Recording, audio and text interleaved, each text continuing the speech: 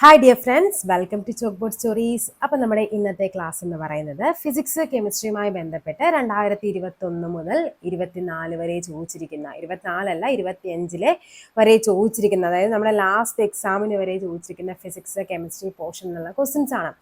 ഈ ഒരു വീഡിയോയിലൂടെ നിങ്ങൾക്ക് പ്രിലിംസിന് ഉറപ്പായിട്ടുമുള്ള ഒരു 10 മാർക്കും ഗ്യാരണ്ടിയാണ്. കാര്യം അതിനപ്പുറത്തേക്ക് ഒന്നും ചോദിക്കാനില്ല ക്വസ്റ്റ്യൻ പേപ്പറിൽ.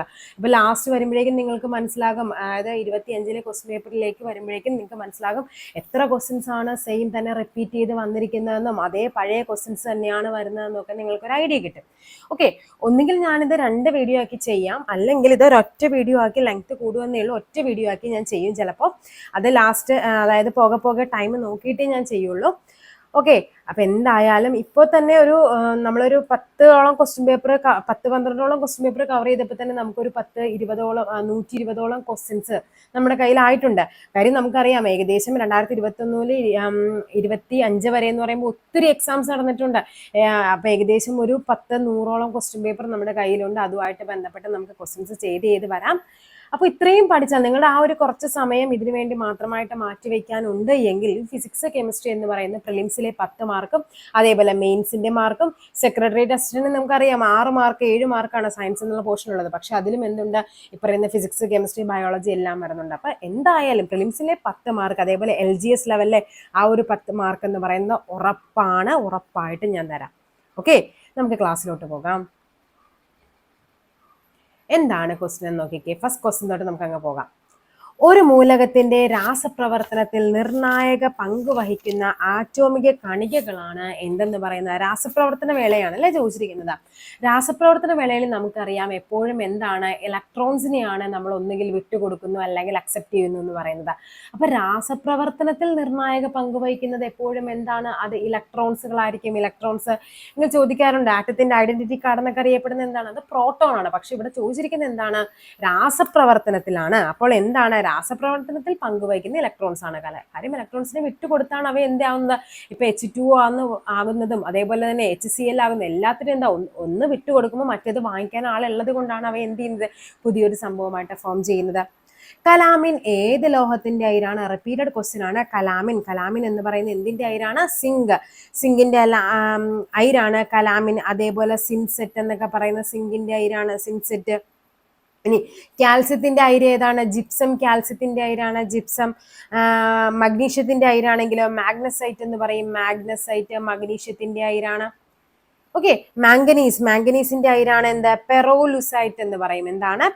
പൈറോലുസൈറ്റ്. ഓക്കെ, പൈറോലുസൈറ്റ്. ഇത് റയർ ആയിട്ടാണ് ചോദിച്ചു കണ്ടിരിക്കുന്നത്, എങ്കിലും ഒന്ന് പഠിച്ചു വെക്കാം. ഭാവിയിലെ ഇന്ധനം ഏതാണ്? ഭാവിയിലെ ഇന്ധനം എന്ന് പറയുന്നത് അത് ഹൈഡ്രജൻ ആണ്. ഞാൻ ഓപ്ഷൻസ് വായിക്കുന്നില്ല. ഹൈഡ്രജൻ ആണ് ഭാവിയിലെ ഇന്ധനം എന്നറിയപ്പെടുന്നത്. ഹൈഡ്രജൻ ആണ്. കാര്യം നമുക്കറിയാം ഹൈഡ്രജൻ എന്ന് പറയുന്നത് എന്താണ്, സ്ഫോടന സാധ്യത കൂടുതലുള്ളത് കൊണ്ടാണ് നമ്മളിപ്പോൾ ഹൈഡ്രജൻ അധികം ഉപയോഗിക്കാത്തത്. പക്ഷെ എന്താണ്, അത് ഭാവിയിലേക്ക് വരുമ്പോഴേക്കും അതിനെ കൺട്രോൾ ചെയ്യാനുള്ള ഇതൊക്കെ അവർ കണ്ടുപിടിക്കും. ബാത്തിങ് സോപ്പ് നിർമ്മാണത്തിന് ഉപയോഗിക്കുന്ന സംയുക്തം. ബാത്തിങ് സോപ്പാണ്, കുളിക്കാനാണ്. അപ്പൊ ഹൈഡ്രോ. ഓക്കെ, ഹൈഡ്രോക്സൈഡ് ആണെന്ന് ഓർത്ത് വെക്കുക, അത് പൊട്ടാസ്യം ഹൈഡ്രോക്സൈഡ് ആണ്. എങ്കിൽ വാഷിംഗ് സോപ്പോ, നമ്മുടെ അലക്കണ സോപ്പാണെങ്കിൽ അത് സോഡിയം ഹൈഡ്രോക്സൈഡ് ആണ്. Sodium hydroxide. ഓക്കെ അല്ലേ? നെക്സ്റ്റ് നോക്കാം. ലെസൺസ് പരീക്ഷണത്തിലൂടെ തിരിച്ചറിയുന്നതിന് സാധിക്കാത്ത മൂലകമാണ് ഓക്സിജൻ. അപ്പൊ പഠിച്ചു വെക്കാൻ നൈട്രജൻ, ക്ലോറിൻ, സൾഫർ ഒക്കെ ലെസൺസ് പരീക്ഷണത്തിലൂടെ തിരിച്ചറിയാൻ സാധിക്കുന്നതാണ്. പ്രവൃത്തി ചെയ്യാനുള്ള കഴിവിനെയാണ് നമ്മൾ എന്ത് പറയുന്നത്? പ്രവൃത്തി ചെയ്യാനുള്ള കഴിവ്. നമുക്ക് എന്താണ്, എന്തൊരു പ്രവൃത്തിയാണെങ്കിൽ നമുക്ക് എന്ത് വേണം? എനർജി വേണം. ആ കഴിവിനെയാണ് എന്ത്? ഊർജം എന്ന് പറയുന്നത്. ചുറ്റുപാടുകളെ അപേക്ഷിച്ച് ഒരു വസ്തുവിനുണ്ടാകുന്ന സ്ഥാനമാറ്റം, ഒരു സ്ഥാനത്ത് നിന്ന് മറ്റൊരു സ്ഥാനത്തിലേക്ക് എന്താണ്, ചലനം സംഭവിച്ചു എന്നല്ലേ നമ്മൾ പറയുന്നത്. അപ്പൊ ചുറ്റുപാടുകളെ അപേക്ഷിച്ച് ഒരു വസ്തുവിന് എന്താണ്, സ്ഥാനമാറ്റം സംഭവിച്ചാലാണ് അതിന് നമ്മൾ എന്ത് പറയുന്നത്? ചലനം എന്ന് പറയുന്നത്. ദ്രവ്യത്തിന് എത്ര അവസ്ഥകളാണുള്ളത്? ഇതിപ്പോ നമുക്ക് തന്നിരിക്കുന്നതിൽ ഏറ്റവും വലുത് 7 ആയതുകൊണ്ട് ഇത് ആൻസർ വന്നിരുന്നതും 7 ആണ്. ഇത് 2021 ക്വസ്റ്റ്യൻ പേപ്പറാണ്. പക്ഷെ നമുക്കറിയാം 2023 വരെയായിട്ട് ഒത്തിരി അല്ലെ, ഏകദേശം 13 12 വരെയും കണ്ടുപിടിക്കുന്നുണ്ട്. അതായത് 2023 കഴിഞ്ഞ 2024 ഒരു 117 ബാർ 2024 ആണെന്ന് തോന്നുന്നു. അതിൽ എന്താണ് 117 ആണോ 107 ആണോ എന്ന് ഞാൻ ഓർക്കുന്നില്ല. 2023 കണ്ടുപിടിച്ച എന്താണ് ദ്രവ്യത്തിന്റെ സ്റ്റേറ്റ് ചോദിക്കുന്നുണ്ട്. ദ്രവ്യത്തിന്റെ അവസ്ഥയാണ് എന്താ? ചിറാൽ ബോസ് കണ്ടൻസേറ്റ് എന്ന് പറയുന്നത്. ഇത് ചോദിക്കുന്നുണ്ട്. ചിറാൽ ബോസ് ലിക്വിഡ് കണ്ടൻസേറ്റ് ആണ്. ചിറാൽ ബോസ് ലിക്വിഡ് അങ്ങനെ എന്തോ ആയിരുന്നു അതിന്റെ പേര്. നമ്മൾ വരുന്നുണ്ട് ക്വസ്റ്റ്യൻസ്. ചിറാൽ ബോസ് ലിക്വിഡ് എന്ന ചിറാൽ ബോസ് ലിക്വിഡ് കണ്ടൻസേറ്റ് അങ്ങനെ എന്തോ ആണ് പേര്. 2023 കണ്ടുപിടിച്ച ദ്രവ്യത്തിന്റെ അവസ്ഥ, ഏറ്റവും പുതിയ അവസ്ഥയായിരുന്നു അത്. അപ്പൊ ഇങ്ങനെ കണ്ടുപിടിച്ച് വരുന്നത് നമുക്ക് ഇപ്പൊ തന്നിരിക്കുന്നതിന് നമുക്കിവിടെ 7 ആൻസർ പറയാനായിട്ട് പറ്റുള്ളൂ. ഒരു ന്യൂട്ടൺ എന്ന് പറയുന്നത് 10⁵ ഡൈൻ ആണ്. ഡൈൻ എന്താണ്? 10⁵ ഡൈനെയാണ് നമ്മൾ ഒരു ന്യൂട്ടൺ എന്ന് പറയുന്നത്. പഠിച്ചു വെക്കുക. സൗരയൂഥത്തിൽ നിന്നും പുറത്തായ ഗ്രഹം ആരാണ്? പ്ലൂട്ടോ ആണ്. ഏത് വർഷം? 2006 ഓഗസ്റ്റിലാണ് എന്താ നമ്മുടെ പ്ലൂട്ടോയെ സൗരയൂഥത്തിൽ നിന്ന് പുറത്താക്കുന്നത്. ഇത് പഴയ SCRT പറയുന്നുണ്ട്. ഈ ഒരു വർഷവും മാസവും പറയുന്നുണ്ട്. അതുകൊണ്ട് ജസ്റ്റ് ഒന്ന് ഓർത്ത് വെക്കുക. 2006 ഓഗസ്റ്റിലാണ്. താഴെ പറയുന്നവയിൽ ഏതിന്റെ ന്യൂക്ലിയസിലാണ് ന്യൂട്രോൺ ഇല്ലാത്തത്? ന്യൂട്രോൺ ഇല്ലാത്തതാണ് ചോദിച്ചിരിക്കുന്നത്. Deuterium, protium, tritium, helium. അപ്പൊ നമുക്കറിയാം എന്താണ്? ഹൈഡ്രജന്റെ 3 ഐസോട്ടോപ്പുകളാണ് പ്രൊട്ടിയം, ഡ്യൂട്ടീരിയം, ട്രിഷ്യം എന്ന് പറയുന്നത്. ഇവിടുത്തെ ന്യൂട്രോണുകളുടെ എണ്ണം 0 ആണ്. ഇവിടുത്തെ ന്യൂട്രോണുകളുടെ എണ്ണം 1 ആണ്. ഇവിടുത്തെ ന്യൂട്രോണുകളുടെ എണ്ണം 2 ആണ്. നമുക്ക് വേണ്ടത് എന്താണ്? ന്യൂട്രോൺ ഇല്ലാത്തത്. ഇല്ലാത്തത് എന്ന് പറയുമ്പോൾ അപ്പൊ ഏതാണ്? പ്രൊട്ടിയം ആണ്. അപ്പൊ എന്താ പഠിച്ചു വെക്കേണ്ടത്? പ്രൊട്ടിയം, ഡ്യൂട്ടീരിയം, ട്രിഷ്യം എന്നീ ഓർഡർ ആണ്. ട്രിഷ്യം 3 ആണെന്ന് വിചാരിക്കരുത്. അവിടെ എന്താണ്? അതിന്റെ ന്യൂട്രോണുകളുടെ എണ്ണം അവിടെ എന്താണ്? 0, 1, 2 എന്നാണ് ഓർഡർ വരേണ്ടത്. കെ ഷെല്ലിൽ ഉൾക്കൊള്ളാവുന്ന പരമാവധി ഇലക്ട്രോണുകളുടെ എണ്ണം. കെ ഷെല്ലാണ് ചോദിച്ചിരിക്കുന്നത്. കെ ഷെല്ലിൽ കൊള്ളാവുന്ന ഇലക്ട്രോണുകളുടെ എണ്ണം എന്ന് പറയുന്നത് എങ്ങനെയാണ് വരേണ്ടത്?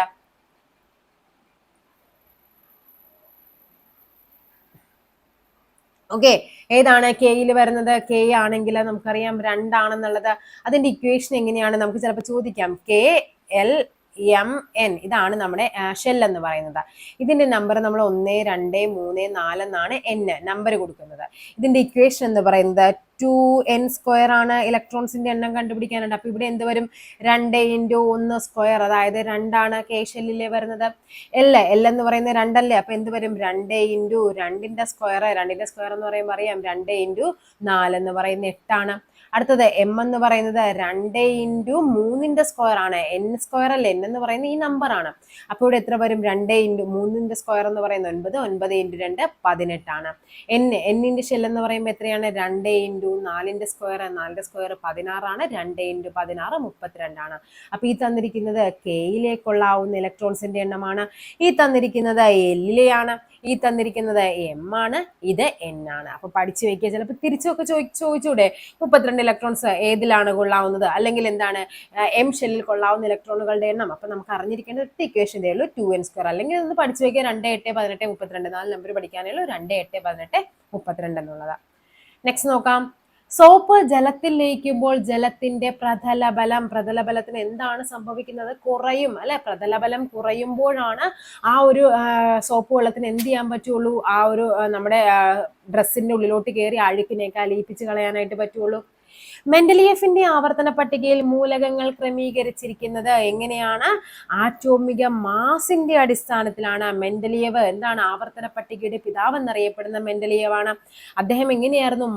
ആറ്റോമിക മാസിന്റെ അടിസ്ഥാനത്തിലാണ് ഇവയെ തിരിച്ചിരുന്നത്. അതേപോലെ ചോദിക്കാറുണ്ട് മെൻഡലിയേഫ് കഴിഞ്ഞ് നമ്മുടെ ആരാണ്? ഹെൻറി മോസ്ലി ആരാണ്?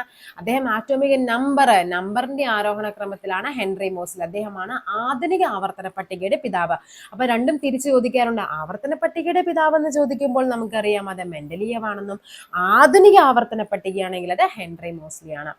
ഓക്കെ, സസ്യങ്ങൾ പ്രകാശ സംശ്ലേഷണത്തിലൂടെ പുറത്തുവിടുന്ന വാതകം ഏതാണ്? സസ്യങ്ങൾ പ്രകാശ സംശ്ലേഷണത്തിലൂടെ പുറത്തുവിടുന്നത് അത് കാർബൺ ഡൈ ഓക്സൈഡ് ആണ് പുറത്തുവിടുന്ന വാതകം എന്ന് പറയുന്നത്. ഓക്കെ, എങ്കിൽ ചോദിക്കാറുണ്ട് സസ്യങ്ങളുടെ ശ്വസനത്തിലൂടെ പുറത്തുവിടുന്ന വാതകം ചോദിച്ചു കഴിഞ്ഞാൽ അത് ഏതാണ്? നമ്മുടെ ഓക്സിജൻ ആണ്. പുറത്തുവിടുന്ന വാതകം ഏതാണ്? ഓക്സിജൻ ആണ്. ഓക്കെ, അതേപോലെ തന്നെ ചോദിക്കുന്നുണ്ട് സസ്യങ്ങൾ രാത്രി സമയങ്ങളിൽ എന്താണ്? കാർബൺ ഡൈ ഓക്സൈഡ് ആണ് പുറത്തുവിടുന്ന. കാര്യം രാത്രി സമയങ്ങളിൽ എന്ത് നടക്കുന്നില്ല? പ്രകാശ സംശ്ലേഷണം നടക്കുന്നില്ല. അതേപോലെ സസ്യങ്ങൾ ശ്വസിക്കാൻ ഉപയോഗിക്കുന്ന വാതകം ചോദിക്കാറുണ്ട്. അതും എന്താണ്? ഓക്സിജൻ ആണ്. ഓക്കെ, അപ്പൊ നിങ്ങൾ വിചാരിക്കരുത് കാർബൺ ഡൈ ഓക്സൈഡ് എന്താണ്? സൂര്യപ്രകാശത്തിന്റെ സാന്നിധ്യത്തിൽ കാർബൺ ഡൈ ഓക്സൈഡിനൊക്കെ എടുത്തിട്ടല്ലേ നമ്മൾ ചെടികൾ ഭക്ഷണം ഉണ്ടാക്കുന്നത്. അപ്പൊ ശ്വസിക്കുന്നത് കാർബൺ ഡൈ ഓക്സൈഡ് ആണെന്ന് വിചാരിക്കരുത്. അത് പ്രകാശ സംശ്ലേഷണത്തിൽ ഉപയോഗിക്കുന്നതാണ് കാർബൺ ഡൈ ഓക്സൈഡ്. ഏതാണ്? ഓക്സിജൻ ആണ് പ്രകാശ സംശ്ലേഷണത്തിലൂടെ പുറത്തുവിടുന്ന വാതകം. ഊർജത്തിന്റെ CGS യൂണിറ്റ് എന്ന് പറയുമ്പോൾ ഏതാണ്? ഊർജത്തിന്റെ CGS യൂണിറ്റ് എർഗ് ആണ്. ഉരുളൽ ഘർഷണം നിരങ്ങൽ ഘർഷണത്തേക്കാൾ, ഉരുളൽ ഘർഷണം നിരങ്ങൽ ഘർഷണത്തേക്കാൾ എന്തായിരിക്കും? കുറവായിരിക്കും. നമുക്കറിയാം ഒരു ഒരു റൗണ്ടിലുള്ള ഒരു തടിക്കഷ്ണം നമുക്ക് എന്താണ് വലിച്ചുകൊണ്ട് പോകുന്നതാണോ എളുപ്പം, അത് ഉരുട്ടിക്കൊണ്ട് പോകുന്നതാണോ എളുപ്പം? എപ്പോഴും ഉരുട്ടിക്കൊണ്ട് പോകുന്നതായിരിക്കും. കാര്യം അവിടെ എന്തുണ്ട്?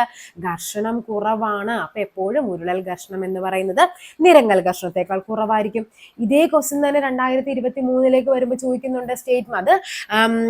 അതായത് അത് സ്റ്റേറ്റ്മെന്റും അസേർഷൻ, അതായത് ഒരു സ്റ്റേറ്റ്മെന്റ് വന്നിട്ട് അതിനൊരു റീസൺ പറഞ്ഞു, അതില് ശരിയാണോ തെറ്റാണോ എന്നൊക്കെ വെച്ചിട്ടുള്ളതായിരുന്നു.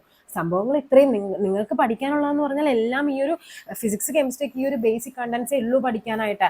അതിന് എന്ത് ചെയ്യുന്നുണ്ട്? തിരിച്ചും മറിച്ചൊക്കെ ഒന്ന് സ്റ്റേറ്റ്മെന്റ് ആക്കി ചോദിക്കുന്നു മാത്രമേ ഉള്ളൂ വ്യത്യാസം എന്ന് പറയുന്നത്. നെക്സ്റ്റ് നോക്കാം. ഒരു വസ്തുവിൽ അടങ്ങിയിരിക്കുന്ന ദ്രവ്യത്തിന്റെ അളവാണ് എന്ന് പറയുന്നത് പിണ്ഡം എന്ന് പറയുന്നത്. പിണ്ഡം ഇതാണ് എന്ത് ചെയ്യുന്നത്? മാറ്റം. പിണ്ഡത്തിന് ഒരിക്കലും മാറ്റം ഉണ്ടാവില്ല. പക്ഷെ ഭാരമാണെങ്കിലാണ് എന്ത് സംഭവിക്കും? മാറ്റം വരുന്നത്. കാര്യം ഭാരം എന്ന് പറയുന്നത് ഭൂഗുരുത്വാകർഷണ ബലത്തെ ആശ്രയിച്ചിരിക്കുന്നുണ്ട്. അതുകൊണ്ടാണ് നമ്മൾ പറയുന്ന ഭൂകേന്ദ്രത്തിൽ ഒരു വസ്തുവിന്റെ ഭാരം 0 ആയിരിക്കും. അത് ധ്രുവ പ്രദേശങ്ങളിലാണെങ്കിൽ കൂടുതലായിരിക്കും. അതേപോലെ തന്നെ ഭൂമധ്യരേഖയുടെ പ്രദേശം വരുമ്പോൾ കുറവായിരിക്കും. അങ്ങനെ വ്യത്യാസമുണ്ട്. അപ്പൊ എന്താണ്? പിണ്ഡത്തിന് ഒരിക്കലും വ്യത്യാസം വരില്ല. വ്യത്യാസം വരുന്ന എപ്പോഴും എന്താണ്? ഭാരത്തിനാണ്. സൂര്യനിൽ നിന്നും പ്രകാശത്തിന് ഭൂമിയിൽ എത്താൻ വേണ്ട സമയം എത്രയാണ്? 8.2 മിനിറ്റ് അഥവാ 500 സെക്കൻഡ് ആണ്. ഓക്കെ. സ്ഥാനാന്തരത്തിന്റെ യൂണിറ്റ്. സ്ഥാനാന്തരം എന്ന് പറയുന്ന ഇപ്പൊ നമ്മൾ ഇങ്ങനെ പോവുകയാണ് ഒരു സ്ഥലത്തേക്ക്, ഇങ്ങനെ നമ്മൾ പോയി ഇവിടെ വന്നെത്തി. സ്ഥാനാന്തരം എന്ന് പറയുന്നത് ഡിസ്പ്ലേസ്മെന്റ്, ഏറ്റവും ഷോർട്ടസ്റ്റ് ഡിസ്റ്റൻസിനെയാണ് നമ്മൾ സ്ഥാനാന്തരം എന്ന് പറയുന്ന ഡിസ്റ്റൻസ് എപ്പോഴും നമ്മൾ എന്തിലാണ് പറയുന്നത്? മീറ്ററിലല്ലേ പറയുന്നത്. അപ്പൊ സ്ഥാനാന്തരത്തിന്റെ യൂണിറ്റ് എന്ന് പറയുന്നത് മീറ്ററിലാണ്. ന്യൂക്ലിയസിനെ ചുറ്റിക്കറങ്ങുന്ന കണിക. നമുക്കറിയാം എന്താണ്? ആറ്റത്തിന്റെ കേന്ദ്രത്തിൽ എന്തുണ്ട്? പ്രോട്ടോൺ ഉണ്ട്, ന്യൂട്രോൺ ഉണ്ട്. അതിന്റെ പുറത്താണ് ഷെല്ലുകൾ ഉള്ളത്. ഷെല്ലിലാണ് എന്തുള്ളത്? ഇലക്ട്രോൺസ് ഉള്ളത്. ഇലക്ട്രോൺസ് അല്ലേ ന്യൂക്ലിയസിനെ ചുറ്റിക്കറങ്ങുന്നത്. അപ്പൊ ആൻസർ ഏതാണ്? ഇലക്ട്രോൺസ്. ഇരുമ്പിന്റെ ധാതു ഏതാണ്? അത് ഹേമറ്റൈറ്റ് ആണ് ഇരുമ്പിന്റെ ധാതു. ഇൽമനൈറ്റ് എന്തിൻ്റെതാണ്? ടൈറ്റാനിയത്തിന്റെ ധാതുവാണ് ഇൽമനൈറ്റ് എന്ന് പറയുന്നത്. അതേപോലെ മാലക്കൈറ്റ് എന്താണ്? കോപ്പറിന്റെ ധാതുവാണ് മാലക്കൈറ്റ് എന്ന് പറയുന്നത്. കോൾ ഗ്യാസിൽ ഏറ്റവും കൂടുതൽ അടങ്ങിയിട്ടുള്ളത് ഏതാണെന്നാണ് ചോദിച്ചിരിക്കുന്നത്. ഏതാണ്? ഹൈഡ്രജൻ ആണ് കോൾ ഗ്യാസിൽ. വാഷിംഗ് സോപ്പിൽ ഉപയോഗിച്ചിരിക്കുന്ന രാസസംയുക്തം. വാഷിംഗ് സോപ്പ് ഏതാണ്? സോഡിയം ഹൈഡ്രോക്സൈഡ് ആണ്. 16ാമത്തെ ഗ്രൂപ്പിൽ വരുന്ന ഏറ്റവും ക്രിയാശീലത കൂടിയ മൂലകം. അപ്പൊ നമുക്കറിയാം പീരിയോഡിക് ടേബിളിൽ എങ്ങനെയുണ്ട്? ഇവിടെ 1, 2 ഉണ്ട്. പിന്നെ ഇവിടെ 3 മുതൽ 12 വരെയുണ്ട്. ഇവിടെ 13 മുതൽ 18 വരെ ഇവിടെ വരുന്നുണ്ട്. ഇവിടെ 1 മുതൽ 2, ഇവിടെ 3 to 12. ഇതാണ് നമ്മുടെ ഡി ബ്ലോക്ക്, ഇതാണ് നമ്മുടെ എസ് ബ്ലോക്ക്, ഇതാണ് നമ്മുടെ പി ബ്ലോക്ക്. പിന്നെ എഫ് വരുന്ന എന്താണ്? ലാന്തനൈഡ്സും ആക്ടിനൈഡ്സും പറയും, താഴെ വരും. ഇതാണ് നമ്മുടെ അതിൽ 16ാമത്തെ മൂലക ക്രിയാശീലത എന്ന് പറയുന്നത് താഴേക്ക് വരുന്നതോറും കുറഞ്ഞു വരും. അപ്പൊ ഏറ്റവും മുകളിൽ കിടക്കുന്ന ആരായിരിക്കും? ഈ 16ാമത്തെ ഗ്രൂപ്പ് മൂലകങ്ങളെ അറിയപ്പെടുന്ന പേര് തന്നെ എന്താണ്? ഓക്സിജൻ കുടുംബം എന്നാണ്. അപ്പൊ ഏതാണ്? ഓപ്ഷൻ ബി ഓക്സിജൻ ആണ്. ദ്രവ്യവും ഊർജവും ഒരേ അസ്തിത്വത്തിന്റെ 2 ഭിന്ന രൂപങ്ങൾ മാത്രമാണെന്ന് സമർത്ഥിച്ച ശാസ്ത്രജ്ഞനാണ് ആര്? നമ്മുടെ ഐൻസ്റ്റീൻ. ഓക്കെ, ആരാണ്? ഐൻസ്റ്റീൻ ആണ്. ന്യൂട്ടൺ എന്നത് എന്തളക്കാനുള്ള ഏകകമാണ്? ന്യൂട്ടൺ എന്താണ്? ന്യൂട്ടൺ അളക്കുന്നത് ബലം അളക്കുന്നതിനുള്ള ഏകകമാണ് ന്യൂട്ടൺ എന്ന് പറയുന്നത്. സൂര്യന്റെ ഉപരിതലത്തിലെ ശരാശരി താപനില എത്രയാണ്? അത് 15,000. ഓക്കെ, 5500 ഡിഗ്രി സെൽഷ്യസ് ആണ്. എത്രയാണ്? 5500 ഡിഗ്രി സെൽഷ്യസ് ആണ് സൂര്യന്റെ ഉപരിതലത്തിലെ ശരാശരി താപനില എന്ന് പറയുന്നത്. വൈദ്യുത ചാർജുള്ള കണങ്ങളായ ദ്രവ്യം സ്ഥിതി ചെയ്യുന്ന അവസ്ഥയാണ് എന്ത്? പ്ലാസ്മ അവസ്ഥ. പ്ലാസ്മ അവസ്ഥയിലാണ് വൈദ്യുത ചാർജുള്ള കണങ്ങളായിട്ട് സ്ഥിതി ചെയ്യുന്നത്. ആറ്റത്തിലെ നെഗറ്റീവ് ചാർജുള്ള കണം ഏതാണ്? ആറ്റത്തിലെ നെഗറ്റീവ് ചാർജ് ഇലക്ട്രോൺസ് ആണ്. ന്യൂട്രോണിന് എന്താണ്? ചാർജ് ഇല്ല അല്ലെ. പ്രോട്ടോൺ ആണെങ്കിലോ അത് പോസിറ്റീവ് ചാർജ് ആണ്. തോറിയത്തിന്റെ അയിരാണ് ചോദിച്ചിരിക്കുന്നത്. ഏതാണ് തോറിയം? അത് മോണോസൈറ്റ് ആണ് തോറിയത്തിന്റെ അയിര്. ഇതെല്ലാം റിപ്പീറ്റഡ് ആയിട്ട് ചോദിക്കുന്നതാണ്. മോണോസൈറ്റ്. ഗലീന എന്തിൻ്റെതാണ്? ഗലീന. ലെഡിന്റെ അയിര് ചോദിക്കുന്നതാണ്, ഗലീനയാണ്. ബോക്സൈറ്റ് അലൂമിനിയത്തിൻ്റെതാണ്. പിച്ച് ബ്ലെൻഡ് എന്തിൻ്റെതാണ്? യുറേനിയത്തിന്റെ അയിരാണ് പിച്ച് ബ്ലെൻഡ്. ഇത് 4ഉം റിപ്പീറ്റഡ് ആയിട്ട് ചോദിക്കുന്നതാണ്. മാസ് നമ്പർ 2 ഉള്ള ഹൈഡ്രജന്റെ ഐസോട്ടോപ്പ്. മാസ് നമ്പർ 2 ആണ് ചോദിച്ചിരിക്കുന്നത്. നമ്മൾ നേരത്തെ പറഞ്ഞു എങ്ങനെയാണ്? Protium, deuterium, tritium. ഇതിൽ മാസ് നമ്പർ 1 ആണ്, ഇത് 2 ആണ്, ഇത് 3 ആണ്. 0, 1, 2. ഇതെന്ന് പറയുന്നത് എന്താണ്? ന്യൂട്രോൺസിന്റെ എണ്ണമാണ്. ഇതെന്ന് പറയുന്നത് മാസ് നമ്പറുമാണ്. അപ്പൊ ഏതാണ് മാസ് നമ്പർ 2 ഉള്ളതും? ഏതാണ്? ഡ്യൂട്ടീരിയം ആണ്. ഓപ്ഷൻ സി ഡ്യൂട്ടീരിയം ആണ്. അന്തരീക്ഷ വായുവിൽ ഏറ്റവും കൂടുതൽ കാണപ്പെടുന്ന രണ്ടാമത്തെ മൂലകം ഒന്നാമത്തെ നമുക്കറിയാം നൈട്രജൻ ആണ്, രണ്ടാമത്തെ ആണെങ്കിൽ അത് ഓക്സിജൻ ആണ്. എണ്ണയോ കൊഴുപ്പോ ഒരു ആൽക്കലിയുമായി പ്രവർത്തിച്ചുണ്ടാകുന്ന ലവണമാണെങ്കിൽ എന്താണത്? സോപ്പാണ്. പ്രപഞ്ചത്തിൽ ദ്രവ്യം ഏറ്റവും കൂടുതൽ കാണപ്പെടുന്ന അവസ്ഥയാണ് എന്തെന്ന് പറയുന്നത്? പ്രപഞ്ചത്തിൽ ഏറ്റവും കൂടുതൽ കാണപ്പെടുന്നത് പ്ലാസ്മ അവസ്ഥയിലാണ്. പ്ലാസ്മ. ഊർജം അളക്കുന്നതിനുള്ള യൂണിറ്റ്, ഊർജം എന്താണ്? അത് ജൂൾ ആണ്. പ്രവൃത്തി ഊർജമൊക്കെ എന്താണ്? ജൂൾ ആണ്. ഡെസിബൽ എന്താണ്? ശബ്ദത്തിന്റെ യൂണിറ്റ് ആണ് ഡെസിബൽ എന്ന് പറയുന്നത്. ഒരു വസ്തുവിനെ മുൻപോട്ടോ പിൻപോട്ടോ ചലിപ്പിക്കാനുള്ള പ്രേരക ശക്തി, അതായത് മുന്നോട്ടോ പിൻപോട്ടോ ചലിപ്പിക്കണമെങ്കിൽ എന്ത് പറയണം? അതിന് ബലം ആവശ്യമുണ്ട്. എന്നാലല്ലേ ഒരു സാധനം മുന്നോട്ടോ പുറകോട്ടോ ചലിക്കാൻ പറ്റുള്ളൂ. ജഡത്വം നമുക്കറിയാം എന്താണ്? ഇനേർഷ്യ എന്ന് പറയുന്നത് എന്താണ്? അതായത് ഒരു വസ്തു കണ്ടിന്യൂസ് ആയിട്ട് മൂവ് ചെയ്തുകൊണ്ടിരിക്കുകയാണെങ്കിൽ എന്താണ്? നമ്മൾ ആ ഒരു അവസ്ഥയിൽ തുടരാനുള്ള ആ ഒരു ടെൻഡൻസി.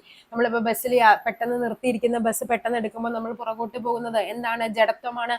അതേപോലെ ഓടിക്കൊണ്ടിരിക്കുന്ന ബസ് പെട്ടെന്ന് നിർത്തുമ്പോൾ നമ്മൾ മുന്നോട്ട് പോകുന്നത് എന്തുകൊണ്ടാണ്? അതൊക്കെ എന്താണ്? ജഡത്വം. മാവിൽ നിന്ന് എന്താണ് കാറ്റടിക്കുമ്പോൾ മാങ്ങ ഞെട്ടറ്റ് വീഴുന്നത്, അതിനുള്ള റീസണും എന്താണ്? നമ്മൾ കുലുക്കുമ്പോൾ എന്ത് സംഭവിക്കുന്നുണ്ട്? ആ മാങ്ങക്ക് എന്ത് ചെയ്യും? അനങ്ങാതിരിക്കാനുള്ള ടെൻഡൻസി കാണിക്കും. അപ്പൊ എന്ത് സംഭവിക്കും? അത് അടന്നു പോരും. അതാണ് ജഡത്വം എന്ന് പറയുന്നത്. സൗരയൂഥം പിന്നിട്ട ആദ്യ മനുഷ്യനിർമ്മിത പേടകമാണ് ഇത്? വോയേജർ 1. പഠിച്ചു വെക്കുക. സൗരയൂഥം പിന്നിട്ടതാണ് 1977 77 സെപ്റ്റംബർ 5 നമ്മുടെ നാസയാണ് ഇത് വിക്ഷേപിക്കുന്നത്. ഇനി സ്പുട്നിക് പറഞ്ഞാൽ എന്താണ്? ലോകത്തിലെ ആദ്യത്തെ കൃത്രിമ ഉപഗ്രഹമാണ് സ്പുട്നിക് എന്ന് പറയുന്നത്. ഈ GSLVയുടെ ഫുൾ ഫോം എന്താണ്? ജിയോ സ്റ്റേഷനറി ലോഞ്ചിങ് വെഹിക്കിൾ ആണ്. നിറമുള്ള സംയുക്തങ്ങളെ ഉൽപ്പാദിപ്പിക്കുന്ന മൂലകങ്ങളാണ് എന്ത് പറയുന്നത്? ഡി ബ്ലോക്ക് മൂലകങ്ങൾ. ഇവയാണ് എന്തറിയപ്പെടുന്നത്? സംക്രമണ മൂലകങ്ങൾ എന്നറിയപ്പെടുന്നത്. ഡി ബ്ലോക്ക് മൂലകങ്ങളാണ് സംക്രമണ മൂലകങ്ങൾ. ഇതിൽ തന്നെ നമുക്കറിയാം ഡി ബ്ലോക്ക് മൂലകങ്ങൾ എന്ന് പറയുമ്പോൾ 3 മുതൽ 12 വരെയുള്ളതാണ് ഡി ബ്ലോക്ക് മൂലകങ്ങൾ എന്ന് പറയുന്നത്. അതിലെന്താണ്? സിങ്ക്, അതേപോലെ കാഡ്മിയം, അതേപോലെ മെർക്കുറി. ഇവയുടെ മൂന്നിന്റെയും പ്രത്യേകത എന്താണ്? ഇവയാണ് സ്യൂഡോ ട്രാൻസിഷൻ എലമെന്റ്സ് അഥവാ കപട സംക്രമണ മൂലകങ്ങൾ. എന്തൊക്കെയാണ്? Zinc, cadmium, mercury. ചോദിക്കാൻ ചാൻസ് ഉള്ള ക്വസ്റ്റ്യൻ ആണ്. ഒന്ന് പഠിച്ചു വെക്കുക. Zinc, cadmium, mercury. താഴെ തന്നിരിക്കുന്നവയിൽ കപട സംക്രമണ മൂലകം അല്ലാത്തതേത്, ആകുന്നതേത് എന്നൊക്കെ പറഞ്ഞ് ചോദിക്കാം. അതായത് ഇവയ്ക്ക് എന്താണ്? ഇതിന്റെ എല്ലാ പ്രോപ്പർട്ടീസ് ഒന്നും ഇവർ 3 പേരും കാണിക്കാറില്ല. അതുകൊണ്ടാണ് ഇവ എന്താണ്? സംക്രമണ മൂലകം ഉള്ള ഗ്രൂപ്പിലാണ് വിടുന്നത്. പക്ഷെ എന്താണ്? എല്ലാ പ്രോപ്പർട്ടീസും കാണിക്കാത്തതുകൊണ്ട് ഇവരെന്താണ്? കപടന്മാരാണെന്ന് പറയുന്നത്. എന്തൊക്കെയാണ്? സിങ്ക് ഉണ്ട്, കാഡ്മിയം ഉണ്ട്, മെർക്കുറി ഉണ്ട്. സംക്രമണ മൂലകങ്ങളുടെ ആദ്യത്തെ വരിയിൽ ഇലക്ട്രോൺ നിറയുന്നത് 3D ഓർബിറ്റലിലായിരിക്കും. 3D. ഓക്കെ. ആസിഡുകളും ലോഹങ്ങളും പ്രവർത്തിച്ചാൽ എന്ത് വാതകമാണ് ഉണ്ടാകുന്നത്? എപ്പോഴും ഒത്തിരി ഒരു PSCയുടെ ഏറ്റവും റിപ്പീറ്റഡ് ആയിട്ട് ചോദിക്കുന്ന ഒരു ക്വസ്റ്റ്യൻ ആണ്. ആസിഡും ലോഹങ്ങളും പ്രവർത്തിക്കുമ്പോൾ ഉണ്ടാകുന്ന വാതകം എന്ന് പറയുന്നത് ഹൈഡ്രജൻ ആണ്. ചിലപ്പോൾ ചോദിക്കും സിങ്ക് ഹൈഡ്രോക്ലോറിക് ആസിഡുമായിട്ട് ജോയിൻ ചെയ്തപ്പോൾ പുറത്തു വന്ന വാതകം ഏത്? അപ്പൊ നമ്മൾ അറിയണം സിങ്ക് എന്ന് പറയുന്നത് ഒരു ലോഹമാണെന്നും ഹൈഡ്രോക്ലോറിക് ആസിഡ് എന്ന് പറയുന്നത് എന്താണ്? ഒരു ആസിഡ് ആണെന്നും. അവ തമ്മിൽ കൂടിച്ചേർന്നാൽ എപ്പോഴും എന്താണ്? ലോഹങ്ങൾ ആസിഡുമായി കൂടിച്ചേരുമ്പോൾ പുറത്തു വരുന്ന വാതകമാണ് എന്ത്? ഹൈഡ്രജൻ എന്ന് പറയുന്നത്. സോപ്പ് നിർമ്മാണത്തിൽ സോപ്പിനെ ഗ്ലിസറിൽ നിന്നും വേർതിരിക്കാൻ ഉപയോഗിക്കുന്നത് സോപ്പ് നിർമ്മാണമാണ് പറയുന്നത്. ഏതാണ്? സോഡിയം ക്ലോറൈഡ് ആണ്. ഓക്കെ. വൈദ്യുതോർജ്ജത്തെ യാന്ത്രികോർജ്ജവും താപോർജ്ജവുമാക്കി മാറ്റുന്ന ഉപകരണം. യാന്ത്രികോർജ്ജവുമാക്കണം, താപോർജ്ജവുമാക്കണം. ഇവിടെ എന്താണ്? താപോർജ്ജം മാത്രമാണ്. ഏതാണ്? ബൾബ് ആണെങ്കിൽ എന്താണ്? പ്രകാശോർജ്ജവും താപോർജ്ജവും ഉണ്ട്. യാന്ത്രികോർജ്ജം അല്ലെ? ഫാൻ ആണ്. ഫാൻ കറങ്ങണമെന്ന് പറഞ്ഞാൽ എന്താണ്? യാന്ത്രികോർജ്ജമാണ്. ദ്രവ്യത്തിന്റെ 5ാമത്തെ അവസ്ഥ ഖരം, ദ്രാവകം, വാതകം, പ്ലാസ്മ. അടുത്ത എന്താണ് നമ്മൾ പറയുന്നത്? ബോസ്-ഐൻസ്റ്റീൻ കണ്ടൻസേറ്റ്, പിന്നെ ഫെർമിയോണി കണ്ടൻസേറ്റ്, അങ്ങനെ പോകുന്നുണ്ടത്. അപ്പൊ ദ്രവ്യത്തിന്റെ 5ാമത്തെ അവസ്ഥയാണ് യോജിച്ചിരിക്കുന്നത് ബോസ്-ഐൻസ്റ്റീൻ കണ്ടൻസേറ്റ് ആണ്. ഐസിൽ കറിയുപ്പ് ചേർത്താൽ ദ്രവണാങ്കം എന്ത് സംഭവിക്കും? കുറയും. ദ്രവണാങ്കം കുറയുന്നു. അതുകൊണ്ടാണ് എന്ത് ചെയ്യുന്നത്? നമ്മുടെ ഈ പറയുന്ന തണുപ്പ് രാജ്യങ്ങൾക്ക് ഉപ്പിട്ട് കൊടുക്കത്തില്ലേ? അതായത് രാവിലെ തന്നെ വന്ന് അവരുടെ സർക്കാരൊക്കെ വന്ന് ഈ റോട്ടിലൊക്കെ വന്ന് ഉപ്പിട്ട് കൊടുക്കുന്നത് പെട്ടെന്ന് അത് ലയിച്ചു പോരാനാണ്. സ്പ്രിംഗ് ത്രാസിന്റെ പ്രവർത്തന തത്വത്തിന് പിന്നിലുള്ള അടിസ്ഥാന നിയമം എന്താണ്? ഹുക്സ് നിയമം. സ്പ്രിംഗ് ത്രാസ് നമ്മൾ എന്താണ്? ഒരു ഹുക്കിലാണ് തൂക്കിയിടുക എന്നങ്ങ് ഓർത്താൽ മതി. ഹുക്സ് നിയമമാണ്. ബോയിൽ നിയമം, പാസ്കൽ നിയമം, ബെർണോളി നിയമം ഒക്കെ നമുക്ക് പഠിക്കാനുണ്ട്. ഓരോ വഴിയെ ഓരോ ക്വസ്റ്റ്യൻസ് വരുമ്പോൾ നമുക്ക് പറഞ്ഞു പോകാം. അപ്പൊ സ്പ്രിംഗ് എവിടെയാണ് തൂക്കിയിടുന്നത്? ഹുക്കിലാണ് തൂക്കിയിടുന്നത്. അപ്പൊ സ്പ്രിംഗ് ത്രാസിന്റെ നിയമം എന്ന് പറയുന്നത് ഹുക്സ് നിയമമാണ്. ചാന്ദ്രയാത്ര കഴിഞ്ഞ നീൽ ആംസ്ട്രോങ്ങും കൂട്ടരും തിരികെ ഇറങ്ങിയ സമുദ്രം. ചാന്ദ്രയാത്ര നമ്മൾ അറിയാം 1969 അല്ലെ? അതെന്നാണ്? അവര് ജൂലൈ 20 അവര് ചന്ദ്രനിൽ കാലുകുത്തുന്നത്. അവർ തിരിച്ചിറങ്ങുന്ന എവിടെയാണ്? നമ്മുടെ പസഫിക് ഓഷ്യനിലാണ് അവര് തിരിച്ചിറങ്ങുന്നത്. ഏത് സംയുക്തത്തെ ചൂടാക്കിയാണ് ജോസഫ് പ്രീസ്ലി ആദ്യമായി ഓക്സിജൻ നിർമ്മിക്കുന്നത്? റിപ്പീറ്റഡ് ക്വസ്റ്റ്യൻ ആണ്. Mercuric oxide. റയറായിട്ട് ചോദിക്കുന്ന ക്വസ്റ്റ്യൻ ആണ്, പക്ഷെ ചോദിച്ചു കഴിഞ്ഞാൽ നല്ലൊരു മാർക്ക് കിട്ടാൻ ചാൻസ് ഉള്ള ഒരു ക്വസ്റ്റ്യൻ ആണ്. മെർക്കുറിക് ഓക്സൈഡ് ആണ്. ഓക്കെ, അപ്പൊ ഓക്സിജൻ കണ്ടുപിടിച്ച ജോസഫ് പ്രീസ്ലി, അതേപോലെ വില്യം നമുക്ക് ആൻസർ PSCയുടെ ആൻസർ എപ്പോഴും എന്താണ്? കാൾ ഷീല് തരാറില്ല, ജോസഫ് പ്രീസ്ലി ആണ്. അതേപോലെ തന്നെ നമുക്ക് പറയും ഓക്സിജന് പേര് നൽകിയത് ആരെന്ന് ചോദിക്കാറുണ്ട്. അത് ലാവോസിയ ആണ്. ലാവോസിയ. വീർപ്പിച്ച ഒരു ബലൂൺ വെള്ളത്തിനടിയിലേക്ക് താഴ്ത്തുമ്പോൾ അതിന്റെ വലിപ്പം കുറയുന്നു. ഇത് താഴെ തന്നിരിക്കുന്ന ഏത് നിയമവുമായി ബന്ധപ്പെട്ടിരിക്കുന്നു? ഏതാണ്? ബോയിൽ നിയമമാണ്. അതായത് എന്താണ്? V direct inversely proportional to P എന്നാ പറയുന്നത്. അതായത് മർദ്ദം കൂടുമ്പോൾ എന്ത് സംഭവിക്കും? വ്യാപ്തം കുറയും. വ്യാപ്തം കൂടുമ്പോൾ മർദ്ദം കുറയും. തിരിച്ചു മറിച്ചുമാണ് വരേണ്ടത്. അപ്പൊ എന്താണ്? വലിപ്പം കുറയാനുള്ള കാര്യം എന്ന് പറയുന്നത് താഴേക്ക് പോകുന്തോറും അവിടെ എന്ത് സംഭവിക്കുന്നുണ്ട്? മർദ്ദം കൂടുകയും അവിടെ വ്യാപ്തം എന്ത് ചെയ്യുന്നുണ്ട്? കുറയുകയും ചെയ്യുന്നുണ്ട്. താഴെ പറയുന്ന ലോഹങ്ങളുടെ സവിശേഷത അല്ലാത്തത്. ലോഹങ്ങൾക്ക് ഇലക്ട്രോനെഗറ്റിവിറ്റി കൂടുതലാണ്. തെറ്റാണിത്. നേരെ നോക്കുക. ഒന്ന് മാത്രമുള്ള ആൻസർ എ ആണ് ശരിയായിട്ട് വരുന്നത്. രാസപ്രവർത്തനത്തിൽ പങ്കെടുക്കുമ്പോൾ ലോഹങ്ങൾ ഇലക്ട്രോണുകളെ വിട്ടുകൊടുക്കുന്നു. ലോഹങ്ങളുടെ അയോണീകരണ ഊർജ്ജം കുറവാണ്. ഓക്കെ, അപ്പൊ ആൻസർ ഏതാണ്? ഓപ്ഷൻ എ ആണ് ആൻസർ ആയിട്ട് വരേണ്ടത്. യഥാർത്ഥ ലായനിയുമായി ബന്ധപ്പെട്ട പ്രസ്താവന തിരഞ്ഞെടുക്കുക. തീവ്രമായ പ്രകാശം കടത്തിവിടുമ്പോൾ പ്രകാശപാത കാണാൻ കഴിയുന്നു. അതെന്താണ്? യഥാർത്ഥ ലായനിയിൽ വരില്ല. ഫിൽട്ടർ പേപ്പർ ഉപയോഗിച്ച് കണികളെ അരിച്ചു മാറ്റാൻ കഴിയില്ല. ഓക്കെ, എന്താണ് ഇവിടെ ആൻസർ വരേണ്ടത്? ഇതാണ്. ഒരിക്കലും യഥാർത്ഥ ലായനിയാണെങ്കിൽ അതിൽ ഫിൽട്ടർ പേപ്പർ ഉപയോഗിച്ച് നമുക്ക് അരിച്ചു മാറ്റിയെടുക്കാനായിട്ട് പറ്റില്ല. അനക്കാതെ വെക്കുമ്പോൾ കണികകൾ അടിയുന്നു. ഇതൊക്കെ എന്താണ്? സസ്പെൻഷൻ ആണ് കേട്ടോ. ഇതൊക്കെ സസ്പെൻഷന്റെ പ്രത്യേകതകളാണ്. അപ്പൊ നമുക്കറിയാം എന്തുണ്ട്? യഥാർത്ഥ ലായനിയുണ്ട്, കൊളോയിഡ് ഉണ്ട്, സസ്പെൻഷൻ ഉണ്ട് എന്നൊക്കെ പറഞ്ഞ് പഠിക്കുന്നുണ്ട്. ദ്രവ്യത്തിന്റെ ഒൻപതാമത്തെ അവസ്ഥയാണ് എന്ത്? ജാൻ ടെല്ലർ മാറ്റർ എന്ന് പറയുന്നത്. ജാൻ ടെല്ലർ മെറ്റൽ എന്ന് പറയുന്ന 9ാമത്തെ അവസ്ഥയാണ്. അപ്പൊ ദ്രവ്യത്തിന്റെ അവസ്ഥകളെല്ലാം പഠിച്ചു വെക്കുക. ലോകത്തിലെ 3ാമത്തെ വലിയ വജ്രഖനനം ചെയ്തെടുത്തത് എവിടെ നിന്നാണെന്ന്? 3ാമത്തെ വലിയ വജ്രമാണ്. എവിടെയാണത്? ബോട്സ്വാനയിലാണ്. ഒരു കോൺകേവ് ദർപ്പണത്തിന്റെ പോളിൽ നിന്ന് മുഖ്യ ഫോക്കസിലേക്കുള്ള ദൂരം 12 സെന്റിമീറ്റർ ആണെങ്കിൽ എഫ് എന്ന് പറയുന്നത് 12 ആണെങ്കിൽ 6 വക്രത ആരം എത്രയെന്നാ ചോദിച്ചിരിക്കുന്നത്? ഇക്വേഷൻ എങ്ങനെയാണ്? R = എന്താണ്? 2F ആണ്. 2 × 12 24 ആണ്. സോ ആൻസർ വരേണ്ടത് ഓപ്ഷൻ സി ആണ്. R = 2F. ഇതാണ് ഇക്വേഷൻ ആയിട്ട് വരേണ്ടത്. ഒരു വസ്തുവിനെ ഭൂമിയുടെ ധ്രുവപ്രദേശത്ത് നിന്നും ഭൂമധ്യരേഖാ പ്രദേശത്തേക്ക് കൊണ്ടുപോകുമ്പോൾ അതിന്റെ പിണ്ഡവും ഭാരവുമായി ബന്ധപ്പെട്ട ശരിയായ പ്രസ്താവന എന്താണ്? നമ്മൾ നേരത്തെ പറഞ്ഞു, ഇവിടെയും എന്താണ്? പിണ്ഡം മാറുന്നില്ല എന്ന് പറഞ്ഞു. അപ്പൊ ഇത് രണ്ടുമല്ല ആൻസർ എന്ന് മനസ്സിലായില്ലേ? പിണ്ഡം ഒരിക്കലും മാറില്ല.